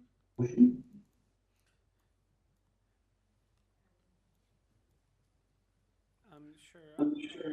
I'll move. Mr. Ghosh? I appreciated Ms. Adarodi looking into that issue about the forestry, because that was my concern with this as well. But with the condition that we've discussed, including, I think, these variances, while there's a number of them, each one individually is pretty minor, and when you look at the application as a whole, it's sort of in keeping with similar reconstructed homes in the area. So for that reason, I would move to approve this, subject to the condition that it be constructed substantially in accordance with, was it A02 and A03? Through you, Mr. Chair, it was A02 and A03 dated December 31st, 2024 is when staff received the revised plans. Great, so subject to that condition, and was there a forestry condition they wanted to impose in alternative to 5? Yes, it's conditions number 1 and 2. Okay, so subject as well to conditions 1 and 2. And this would be It's an approved amended. as amended. As amended. Thank you. Do we have a seconder? Ms. West, thank you. All in favor? Thank you. Mr. Hydra, you have your approval. Thank you. Through you, Mr. Chair, we're going to take another 5-minute break. Sorry, we're just having some technical difficulties with the sound on YouTube.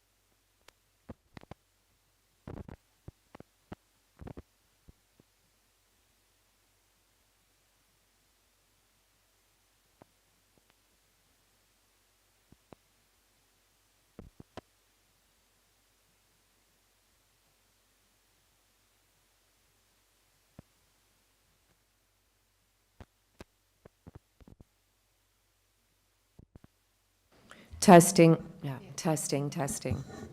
Is there someone on YouTube to confirm, maybe? Yeah, do we have Christopher?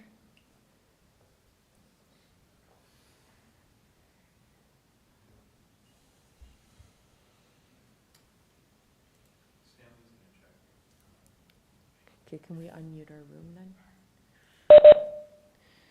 Testing, testing, 1, 2, 3. Always saves the day.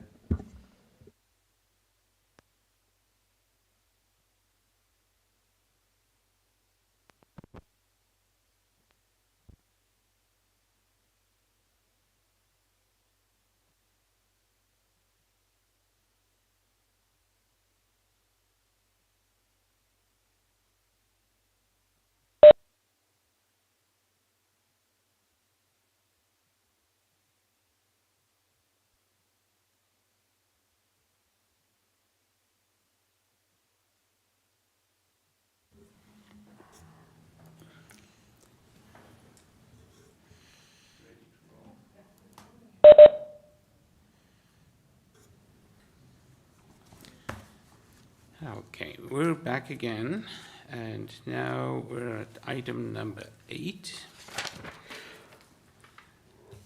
Item number 8, 2 Heyworth Crescent. Purpose of the application to alter the existing 2-story detached dwelling by constructing a complete 3rd-story addition with a side west deck and Juliet balconies on the front south and sides east and west of the 3rd story. The committee had before it the following communications: copy of the minutes from the December 4th, 2024 public hearing and the materials submitted for consideration. Copy of plan of survey, site plan, floor plans, and elevations. We also have staff report from Urban Forestry. Through you, Mr. Chair, we do have the agent online, no registered speakers for this item. Thank you. Now, I hope I pronounce this correctly again. Peter Jaruzik? Jaruzik, yes. Jaruzik, thank you. Thank you for correction. Mr. Jaruzik, can you, I don't believe we need a presentation, but let me just check with my colleagues to see if anybody has any questions for you. Any questions? No presentation required? Wonderful. It's a fairly straightforward application. I'll just check with my colleagues to see if anybody would like to. We'll take it into committee and see if there's any interest in. Sorry, before I forget, I just noted that I'd written down that there's some changes, some revisions made. Because, or am I mistaken?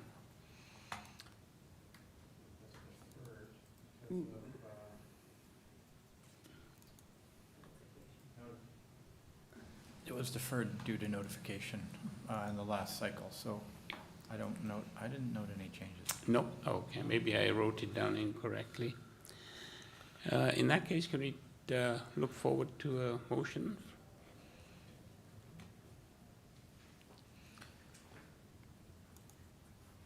Sure, I'll move. Mr. Ghosh?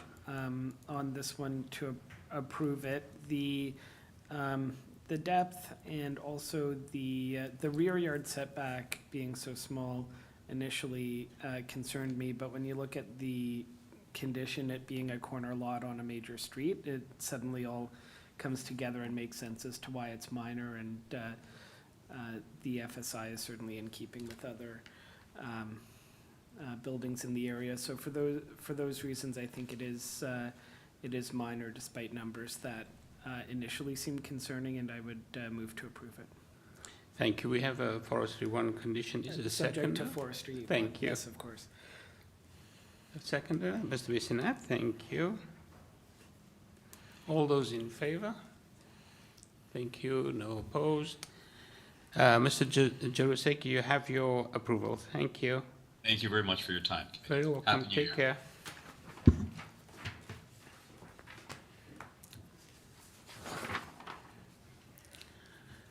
And moving on to item number 9, 431 Concord Avenue. Purpose of the application: to alter the existing one-story ancillary building, detached garage abutting the laneway, by constructing a second-story addition to contain one laneway suite that will occupy both levels. There will be a total of 4 residential dwelling units on this lot, 3 units within the main dwelling and 1 unit within the ancillary building. The committee had before it the following communication. Pardon me. Copy of the minutes from the December 4th, 2024 public hearing and the material submitted for consideration. Copy of plan of survey, site plan, floor plans, and elevations. Planning rationale from Raymond Ziemba, agent, received on December 31st, 2024. There's a staff report from Urban Forestry, and we have 2 members in opposition, correspondence in opposition from Anna and Kevin Sorokin, 433 Concord Avenue, and from Lina Dos Santos, 429 Concord Avenue. Through you, Mr. Chair, we do have the agent online as well as 2 registered speakers in opposition. Thank you. Mr. Ziemba? Good morning, Mr. Chair and committee Good members. morning. Since we have folks in opposition, I wonder if you could please provide us with a presentation. You have 5 minutes. Perfect. Thank you. Can you please bring up the planning justification and turn to page 1? So the subject site is located northwest of Bloor Street and Ossington on the east side of Concord Avenue. The site contains an existing multiplex as shown in photo 1 of the planning justification letter and an existing garage accessed from the laneway at the rear as shown in photo 2. The multiplex was approved through a previous application, and the proposal was, as you noted, is to convert an existing garage into a 2-story laneway suite. I also just wanted to identify that as shown in figure 4 and photos 3, 4, 5, and 6, that the laneway already contains a number of 2-story laneway suites. So the first variance is for height. Is for height and is to permit a laneway suite of 5.96 meters, whereas the bylaw permits a maximum height of 4 meters when there's a separation of less than 7.5 between the primary dwelling. The variance is simply to permit a livable second story and the required drainage infrastructure of a flat roof. The intent of this provision is really to protect for privacy and overlook, and which is mitigated by having no windows to the north and south, and there are no balconies. The primary windows of the laneway suite are proposed facing the laneway, as well as a modest window on the west elevation, which is shown in the drawing set, elevation SK5. Moving on to the next variance, separation distance. The bylaw requires 7.5 meters between the primary dwelling and the laneway suite, whereas this is to recognize an existing condition of 6.23 meters as shown on figure 3 of the planning report. Again, the intent really is to maintain privacy between the primary residential dwelling and the proposed laneway suite, which is mitigated by window placement. Again, really, and also I wanted to identify that we actually exceed the 7.5 meters between the 3rd story of the primary dwelling and the laneway suite, where overlook would be a concern. The next variance is to permit a projection into the angular planes. Again, the intent here is to minimize privacy and shadows. And this, again, the subject property is located in an urban area and the lot dimensions reflect this, which limits visibility. However, privacy has been mitigated through not having windows to the north, south, and a modest sized window to the west. The last variance is related to landscaping. And this is really to recognize an existing condition. The proposal is for 50% of the rear yard to be landscaping. The rear yard is actually limited by in its ability to accommodate landscaping as a result of the primary dwelling's emergency fire exits. Sorry. However, the existing fire emergency exits are metal, which improves permeability. In addition, though it doesn't technically count to the rear yard by definition, landscaping is proposed between the laneway and the laneway suite, as shown on figure 5 of our planning letter, which adds an additional 3.4 square meters of landscaping. All other landscaping requirements are met, and this is really to maintain the previous approval's rear yard standards while introducing additional soft landscaping in the laneway. I reviewed the 2 letters of opposition, and they generally relate to privacy concerns, and as mentioned, there's no windows proposed to the north and south, no balconies, only a modest sized window is proposed on the west elevation that's located about 4 meters from the ground, so this really doesn't facilitate a lot of overlook or any of those concerns. And other concerns raised were about the multiplex, which this is to clarify that was previously approved and not subject to this application. And the last concern I noted was about parking. The application does not contemplate any parking, and nor is a parking a requirement.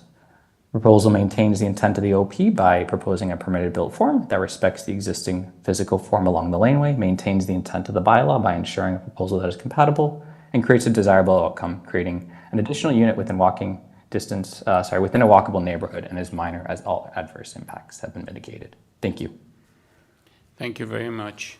I wonder if we could move to the first person in opposition, Anna and Kevin Sorokin.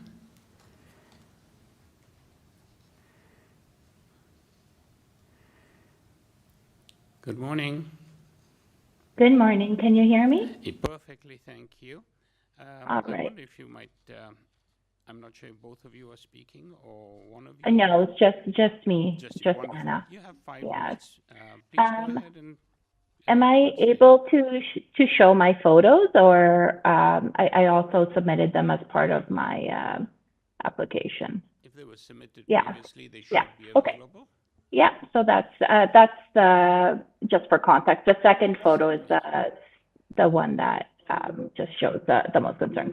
All right, so I'll just get started. I'll keep it short. So my name is Anna Sorokin, and my address is 433 Concord Avenue.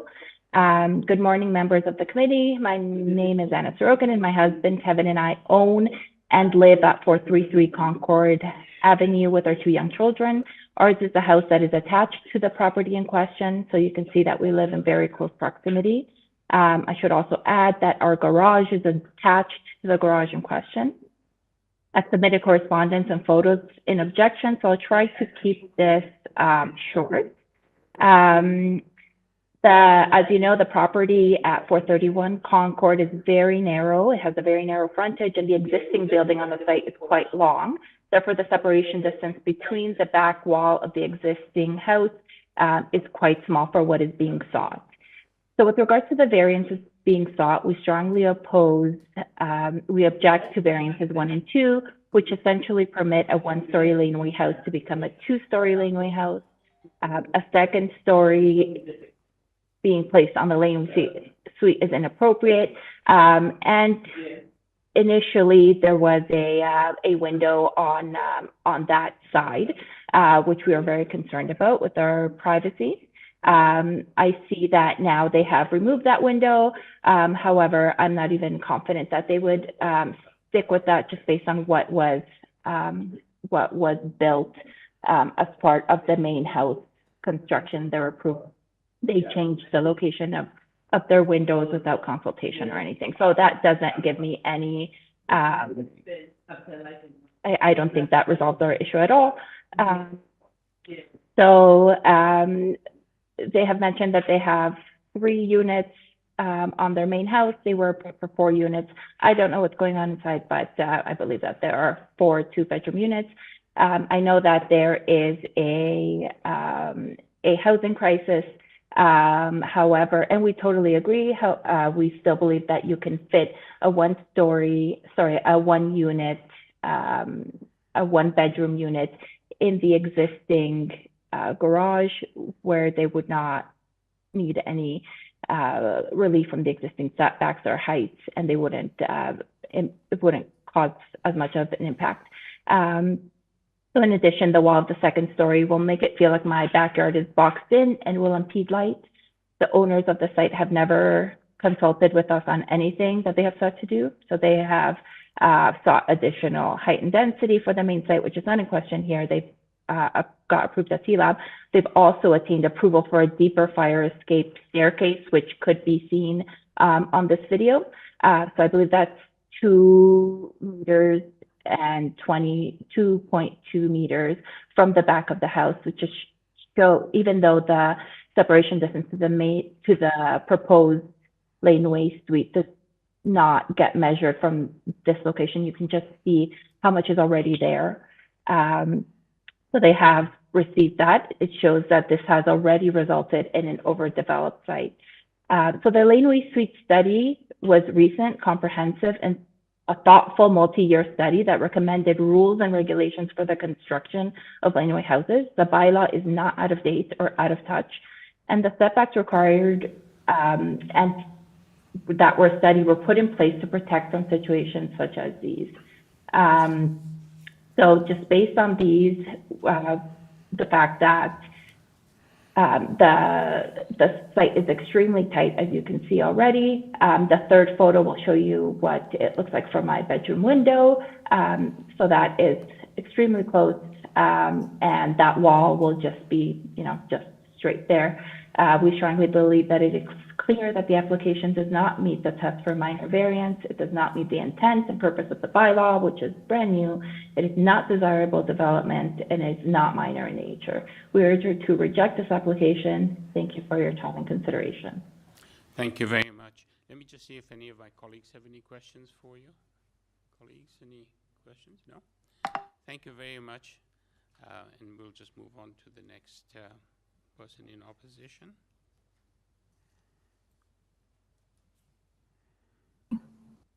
Can you hear me? Good morning. Is this Lina Dos Santos? It is. Hi, good morning. Good Can you hear me? Welcome. You have 5 minutes if you'd like to do your presentation, please. Sure, thank you. Good morning, everyone. I'm Lina Dos Santos, living in 429 Concord Avenue. I'm not just speaking on behalf of myself, but also the homeowners, Manuel and Maria Dos Santos, who also live in the house. So it is the three of us. I echo much of what my neighbor has said, all of the technical points she has said. The fire escape, I will directly speak to the fire escape that she had mentioned, the overdevelopment of that.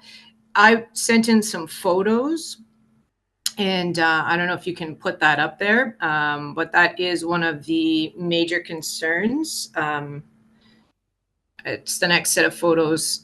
So I just wanted to give you kind of a visual of the impact on that. So while they requested a larger fire escape without consultation, that you can see is directly taken from my bedroom, already impacting my privacy. I can no longer really, truly, fully open my curtains because I fear somebody can stand there and look directly in there. We can have a conversation if I open the window. I can have a conversation with the person standing on that fire escape. So that already is impacting my privacy greatly, as well as if that 2-meter addition to that laneway gets proposed. I didn't put up a photo, but that window will also look directly into our first level room, the room that's on the first level at the back there. My neighbor also mentioned the fact that they have in the main dwelling rearranged windows. I should have put that picture in this package as well, and I didn't. I didn't have quite enough time. But one of the windows at the front directly impacts us, and it has removed the privacy of our home at the front, and we struggle to have anyone do anything about it. The homeowner, which is also the builder, doesn't take into consideration and doesn't consult us in any way. So that is a major concern. The house is a 4-story dwelling. I put in some pictures showing the meter because that's all I can put, but they're on the first couple of pages. You can see if you zoom in, you can see every single meter labeled basement, first floor, second floor, third floor. So it is already a 4-story dwelling. That is the main dwelling.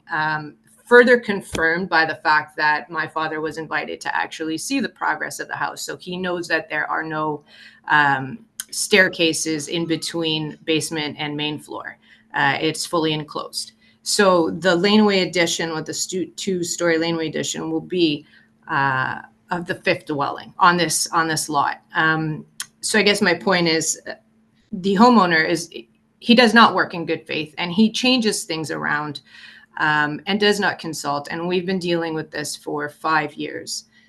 In terms of parking, when they did that, just to quickly speak to that, they had applied for an extra parking space already prior to the house, to the laneway house being put into the system for application. which means all parking has been removed. Any parking that existed has been removed, and it's all street parking now with no further applications for that. And that does impact the rest of Concord. And lastly, I will just speak from a humanistic perspective. My parents are seniors. My dad just turned 80, and we've been dealing with this for 5 or 6 years. And the amount of stuff that they've been through is unheard of as somebody who ages and wants to age in their home. And we always talk about aging, having seniors age in their home. None of what they've experienced has been peaceful, graceful, and it has been stated numerous times that this project will go on for another 5 years because they are not done. And allowing them to increase increase the height of the garage, really, it takes longer, and it's not necessary. When you can put a laneway suite for 1 story, they can construct a laneway suite the way it is in existence. They do not need to impact our lives, our privacy, our security in any way, because they can develop as is. I guess with 15 seconds left, I will say thank you so much for your time. I really appreciate everything you do and consider for this application.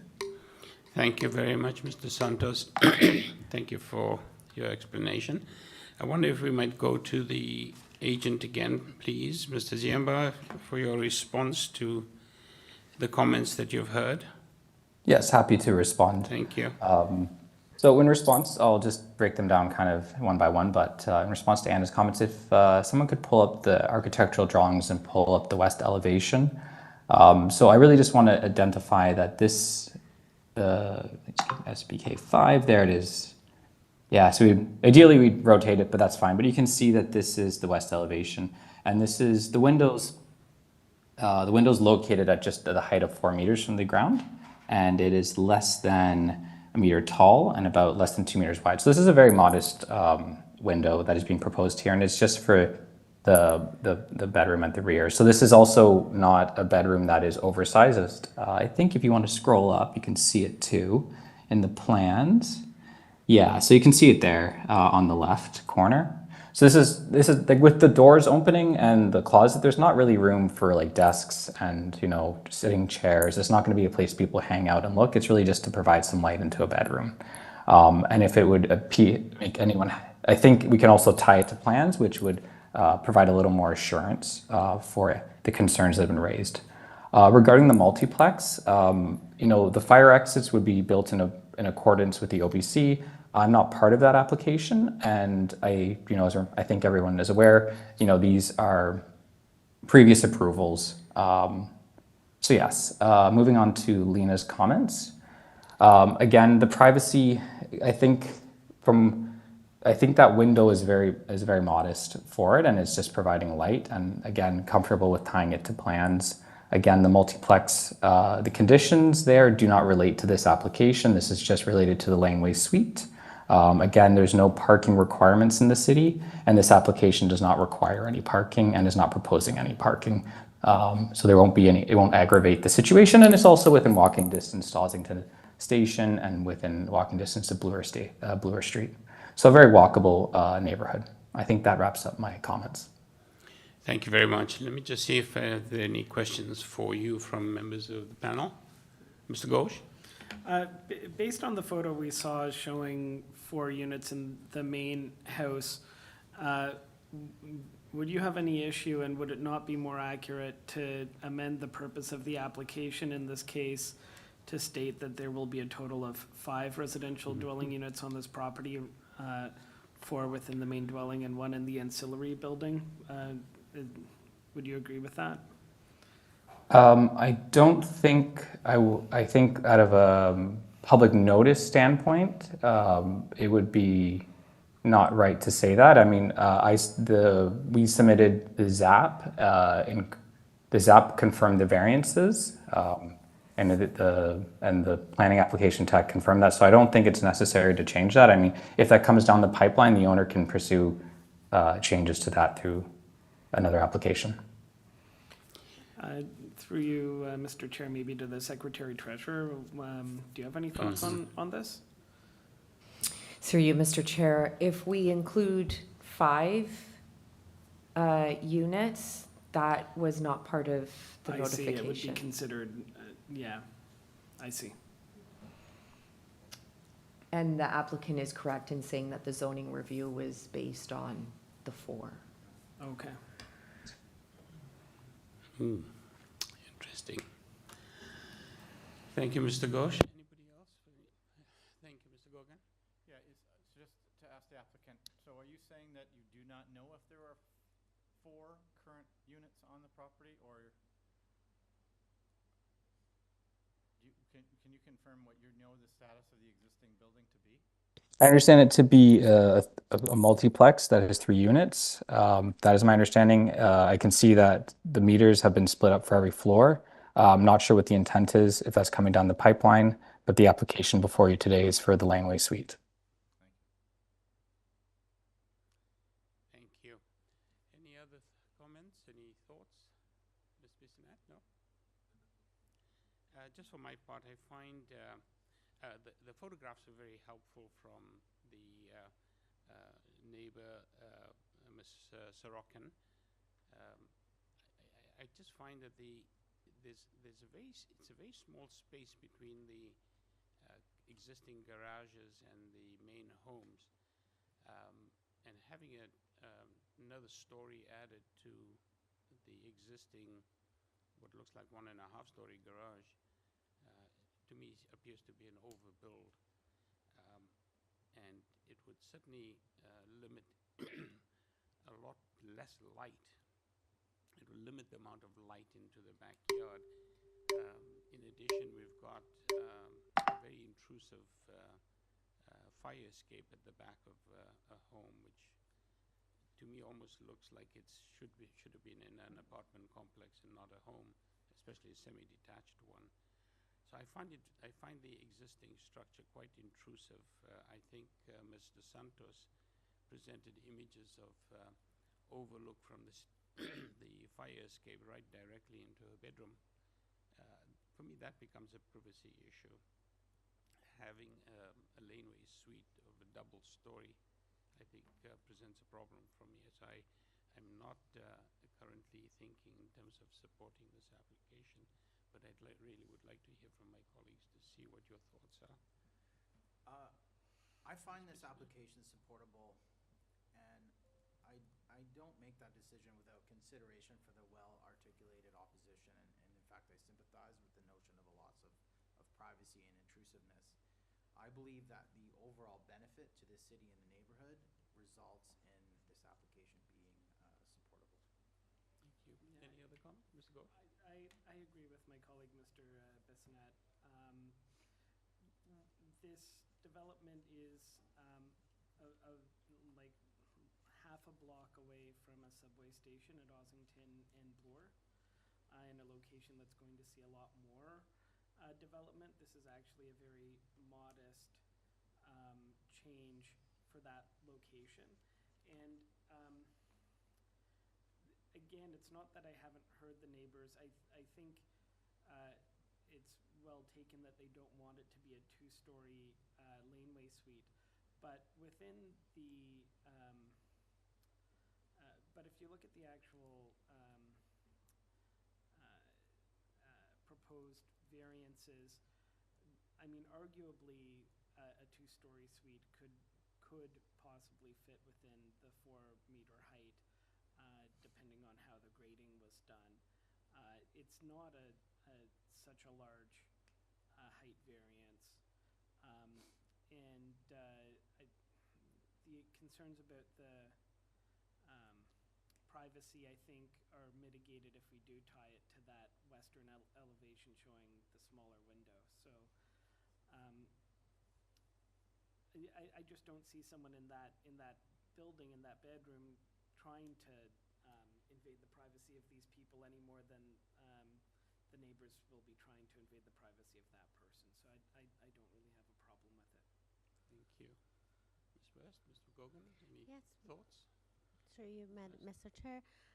My comment, I have concern about variance number 2, since the site is a small site and there is not enough space in between the laneway suite and the main building, therefore this height of the 5.96 meter versus 4 meter is it's just a little bit substantial, just because the lot is have a very small size. So that's my comment. Thank you, Mr. Gold. Yeah, I thank you. I really appreciate the other committee members' comments. I also find that this site is being pushed to its absolute limit here. So in a normal situation where there wasn't the multi-res, some of these variances might be acceptable, but with the multi-res in place and built, you really see that every metric, height, density, landscape are all not, I don't feel they're minor. And I think that the developer has made a terrific, or an addition to the neighborhood with the multi-res, but I think that adding this additional piece isn't in keeping with the kind of the intended strategy of the laneway housing approach. I think that it's too close to the existing building, and it's too tall, and it does have some impact, and the angular plane issue is not minor as well. So again, I don't find this a supportable application. Thank you, Mr. Gogan. I wonder if I might look for a motion from the floor, colleagues. I mean, Mr. Ghosh? I'll move to approve it. And I'll restate my reasons. I mean, this also backs a major street, and we know that EHON is going to permit even larger developments there. We do have to look at this in the context for the 4 tests of the official plan, of what's desirable development in the community, and I actually have a really hard time saying that adding a laneway suite in this location of the city is not desirable. To me, it's highly desirable, and then I look at what are the impacts. There are some impacts of these variances, but in light of that official plan analysis, I think they're minor. So for that reason, I move to approve. Thank you. Do we have a seconder? Sorry, would there be conditions imposed? With the condition that it be constructed substantially in accordance with the west elevations in the drawing set, and whichever forestry condition. Number 3. 3. Mm-hmm. Thank you. Mr. Bissonnette, you seconding? I do. Thank you. All in favor? And that's 2. All opposed? 3. That motion fails. Do we have an alternate motion?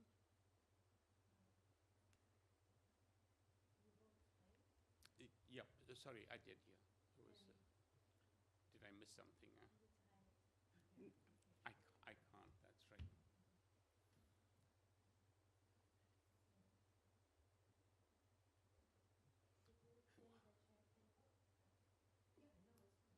Yeah. Oh, I can. So your motion fails. We need a new motion. Ms. West, Mr. Gogan, a motion. Ms. West? Yes, through you, Mr. Chair, I would like to put forward a motion to refuse this application. Thank you. Mr. Bissonnette, seconder. Thank you. Mr. Gogan, sorry. All those in favor? All those opposed? 3 to 2. Motion is to refuse the application. Thank you, everybody. And now we move on to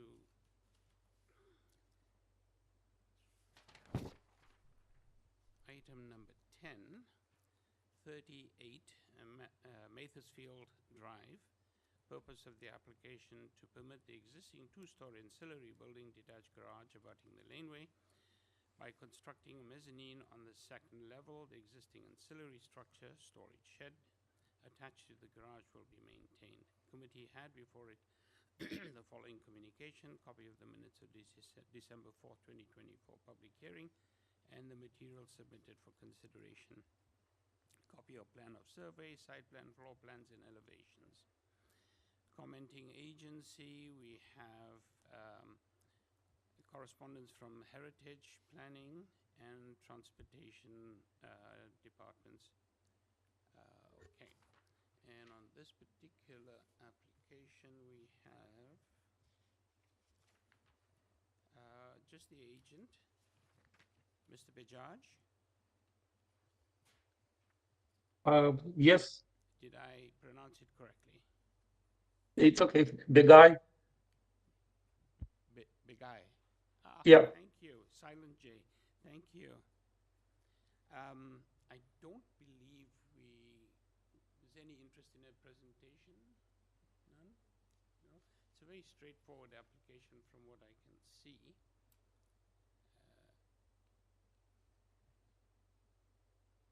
A fairly minor application.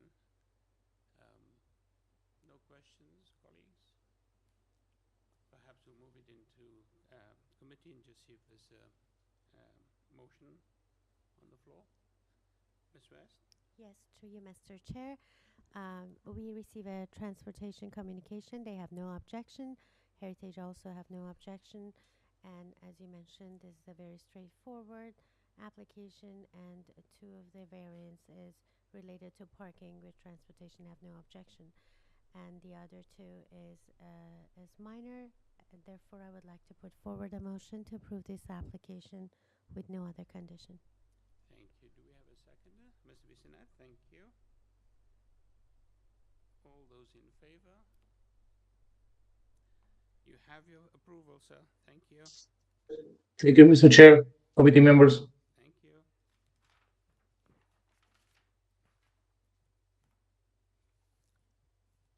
Moving on to number 11, 56 SPROAT Avenue. The purpose of the application is to alter the existing two-story detached dwelling by constructing a rear second-story addition. Also to reconstruct the rear one-story addition with a new rear ground floor, a ground level deck, and the rear basement walkout entry and stairs. The existing rear garage will be maintained and unaltered. Committee had before it the following communication. Copy of the minutes from the December 4th, 2024 public hearing. Copy of plan of survey, site plan, floor plans, and elevations. Revised site plan, floor plans, and elevations received December 10th, 2024.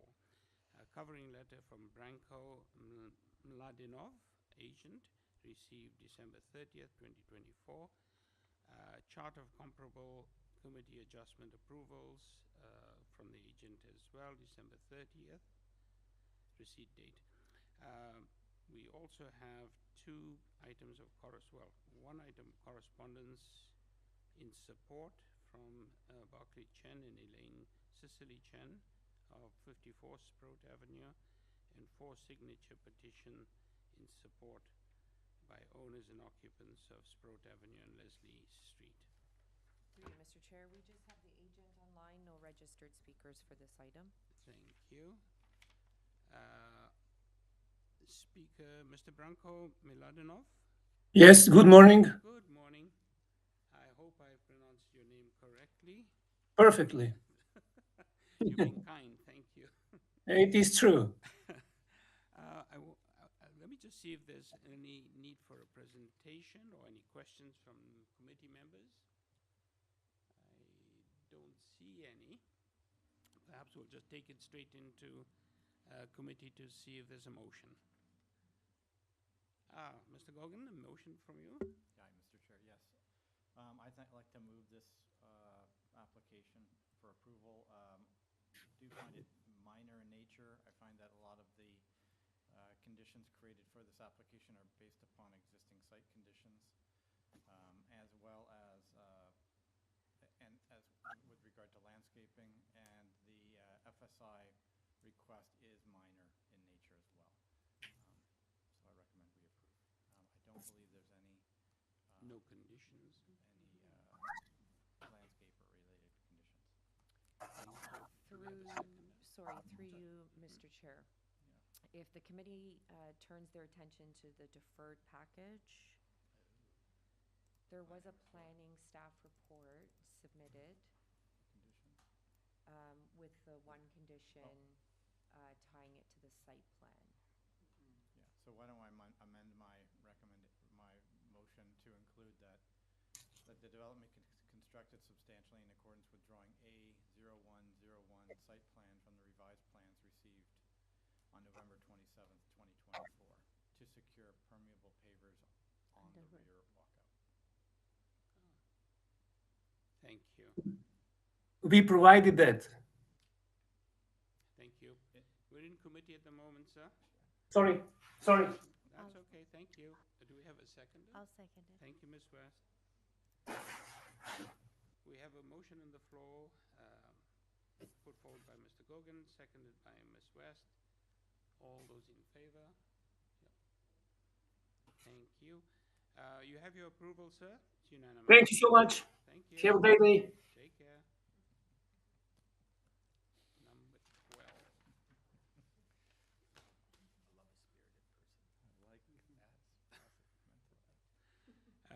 Number 12 is 63 Beaconsfield Avenue. Purpose of the application to alter the existing one-story ancillary building, the detached garage in the rear yard abutting the laneway, by constructing a mezzanine level, or did I just, sorry, I beg your pardon, I'll just read that again. Purpose is to alter the existing one-story ancillary building, detached garage in the rear yard abutting the laneway by constructing a mezzanine level with stairs for storage area. Committee had before it the following communication: copy of the minutes from the December 4th, 2024 public hearing and the materials submitted for consideration, copy of plan of survey, site plan, floor plans, and elevations. Through you, Mr. Chair, we just have the agent online, no registered speakers for this item. Thank you. Mr. Zook? Yes, good morning, committee members. It's Bart Soki. Lovely to have you on. I don't believe there are any questions for you, but let me check with my colleagues to see if there are any questions, any need for presentation. No, it's a very straightforward application. And it's a fairly small area from what I can see. So let me see if we can take it into committee and move you forward. Colleagues, anybody for a motion? Ready for a motion? Just a sec. Mr. Ghosh, thank you. Yes, sorry, I just No wanted to review my notes to make sure that there wasn't anything I was missing, but no, this is another very straightforward application to add a mezzanine within an existing garage. The variances are minor to permit that, and I move to approve it. Thank you. Do I have a seconder? Mr. Gogan? Okay, thank you. All those in favor? Thank you. It's unanimous. Mr. Zook, you have your approval. Thank you. Thanks very much. Have a good day. Welcome. Take care.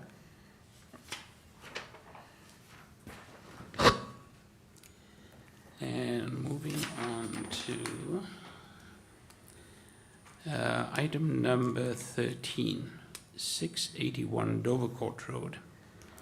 Purpose of the application is to alter the existing one-story ancillary building, detached garage abutting the laneway in the rear yard of the existing three-story detached dwelling, fourplex currently under construction, by constructing a complete second-story addition for the purpose of one laneway suite. There will be a total of 5 residential dwelling units on this lot, 1 unit within the ancillary building and 4 units within the main dwelling. The committee had before it the following communication: copy of the minutes from the December 4th, 2024 public hearing and the materials submitted for consideration, copy of plan of survey, site plan, floor plans, and elevation. And we have the agent. Yes, through you, Mr. Chair, we do have the agent online, no registered speakers for this item. Mr. Is it Andriano? Yes, good afternoon, Hi. Mr. Chairman of the committee. Oh my goodness, it's afternoon already. I keep saying good morning.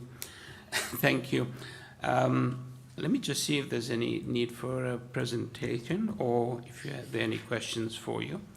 Any questions, presentation required? No? Okay, it's a very straightforward application. Let us take it into committee and see if there's a motion on the floor. Sure, Mr. Ghosh? I'm happy to take the lead on this one. It's a laneway suite with only some very small relief to make it happen on a quite deep lot. Again, walking distance to the Bloor subway. I would move to approve it. Thank you. Do we have a seconder? Mr. Bissonnette, thank you. All those in favor? Thank you very much. Colleagues, Mr. Andriano, you have your approval. Thank you. Thank you very much. Enjoy your day. Thank you. You too. Take care. Moving on to number 14. Item 14 is 94 Morse Street. Purpose of the application to alter the existing two-story semi-detached dwelling by constructing a two-story side on the south addition, a partial front one-story addition, porch enclosure, and a front covered porch. There will be a front second-story deck that will extend across the covered porch and porch enclosure. The committee had before it the following communication: copy of the minutes from the December 4th, 2024 public hearing and the materials submitted for consideration. Copy of plan of survey, site plan, floor plans, and elevations. We also have staff report from Urban Forestry. Number 14, we have Chris Davis, agent. Are you there? I am here, yes. Thank you. Good afternoon. Good afternoon. Let me just see if there's a need for any presentation or if there are any questions. There is a forestry 1 condition from what I can see. Colleagues, any questions or need for presentation? Ms. West has a Yes, question. through you, Mr. Chair. I want some explanation regarding variance number 2. Mr. Davis? This is a semi-detached home, so the wall is on the lot line. Thank you. Thank you. Any other questions, folks? No? Okay. We can take it into committee and see if there's motion. I'll put forward a motion to approve. Thank you, Mr. Bissonnette. I'll second. Second that. Thank you, Mr. Sorry, Ghosh. and is that approval on condition of urban forestry number 1? Condition 1. Yes, Okay. yes, please. Amended. Thank you for that. Thank you, folks. All those in favor? Thank you. No opposed. Mr. Davis, you have your approval. Thank you. Thank you very much. You're welcome. Moving on to item number 15. 1375 Queen Street West. Purpose of the application: to alter the development standards as approved under site-specific zoning bylaw 413-2024 LT for an 8-story mixed-use building by increasing the building height, reducing the rear building step back above the 5th story, reducing the outdoor amenity space, and eliminating on-site parking. There is an active site plan control application file number 21-251366 STE 04SA, which is currently being reviewed and considered. Committee had before it the following communication. Pardon me. Copy of the minutes from the December 4th, 2024 public hearing and the materials submitted for consideration. Copy of plan of survey, site plan, floor plans, and elevations. We have staff reports from from community planning and also from transportation services. Through you, Mr. Chair, I'm just going to ask the presenter to present on the screen. Community planning did submit another report. I think they've gone from 1 condition to 2 conditions. This report is dated January the 6th. Oh. and it's on the screen right now. So if committee is inclined to approve the application, you know, these two conditions are for your consideration. Thank you. Mr. Bronscale, are you there? I am here, sir, and we have seen this revised report and are okay with it. And I can give you a little bit of context as to why there's now an or there to get you to number two. Well, please do. Thank you. Thank you. So the good news as part of this project is it was a successful applicant for certain amounts of units to be rental. And then you can also see there under 2, there's the option through the city program now that 20% of the units might be secured as affordable units. There's a recent council program of which you're probably aware, and there was hot off the press a council resolution from December, and our client was one of the proponents initially selected by the city as part of its incentives program that for rental, that would also then, as part of that incentive program, obligate a certain number of units to be affordable units under city definitions. These initially, there was a planning report that only had condition 1, which had the additional payment, which would have been an additional payment pro rata in terms of section 37. Paragraph 2 has been included to reflect our client being selected and endorsed in the council resolution from December for the city's new program. And so if that's hot off the press, if that new program is implemented for the site, which our client hopes it will be, and obviously which City Council hopes it will be, paragraph 2 would be the condition implemented. So it's an or.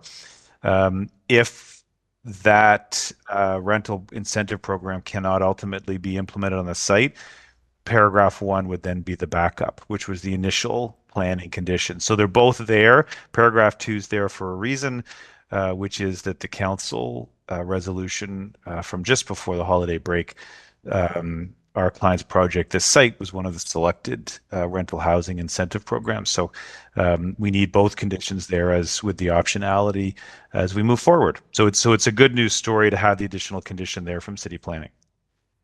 Thank you very much, Mr. Bronscale. Let me just see if my colleagues have any additional questions for you.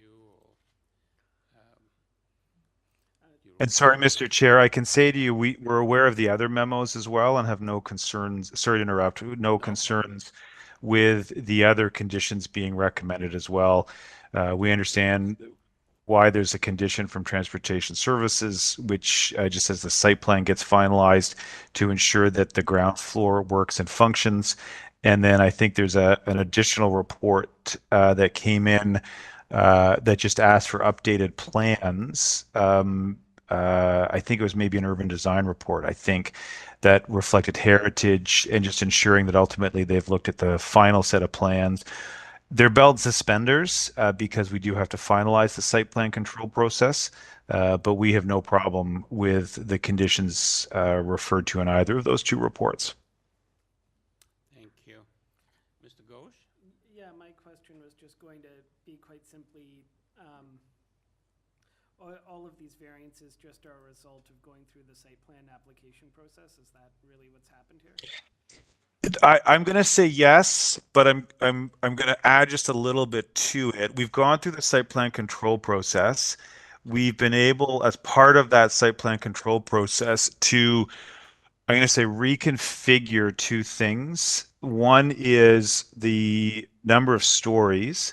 You'll be able to see from the annotated elevations that we provided that we are able to have 2 additional stories, but it's not what I would say, an automatic 1-for-1 as you often see. In fact, the one I had with you this morning, sort of a Jenga insertion of stories. It's a little more refined in terms of what's being done, in that there is an ultimate height increase, but it's not what I would say, when you look at that elevation, a 2-story height increase, because you can see the blue to the red for the ultimate height of the building. It's not just 2 stories there. It's actually a little bit less, but we've been able to refine that and increase 2 stories, add more units, and make it therefore the rental project that was then selected by City Council. The other reconfiguring that's been done has been updating the step backs in accordance with the new mid-rise guidelines. And that's where some of the rear has been filled in, working with planning and urban design staff. This bylaw had a certain approach to rear transition. And in fact, the new mid-rise guidelines also have a different approach to the front yard setbacks and the use of the angular plane. This building, therefore, has been simplified in accordance with those mid-rise guidelines.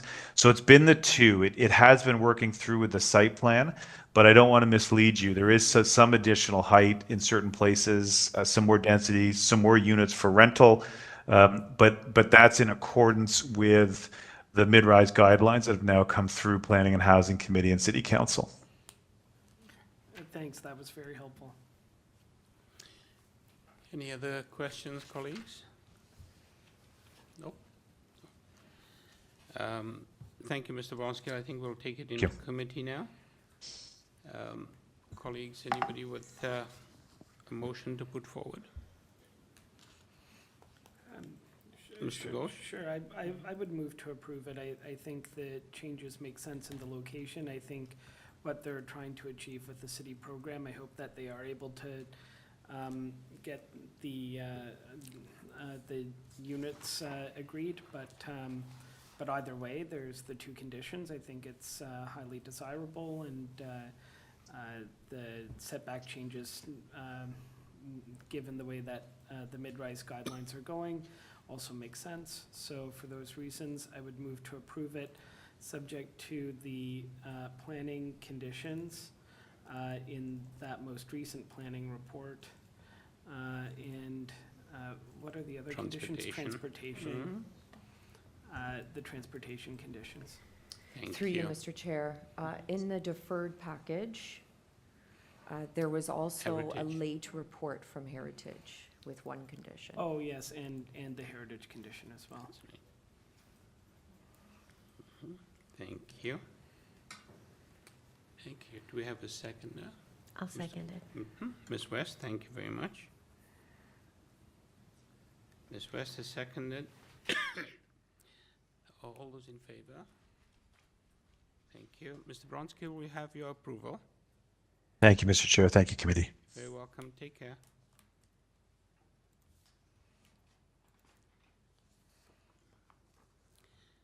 Okay, moving on to... So through you, Mr. Chair, we've dealt with all our morning. So we'll be back at 2 o'clock, and we'll start with item number 16, 295 Oakwood Avenue. Thank you very much. Okay.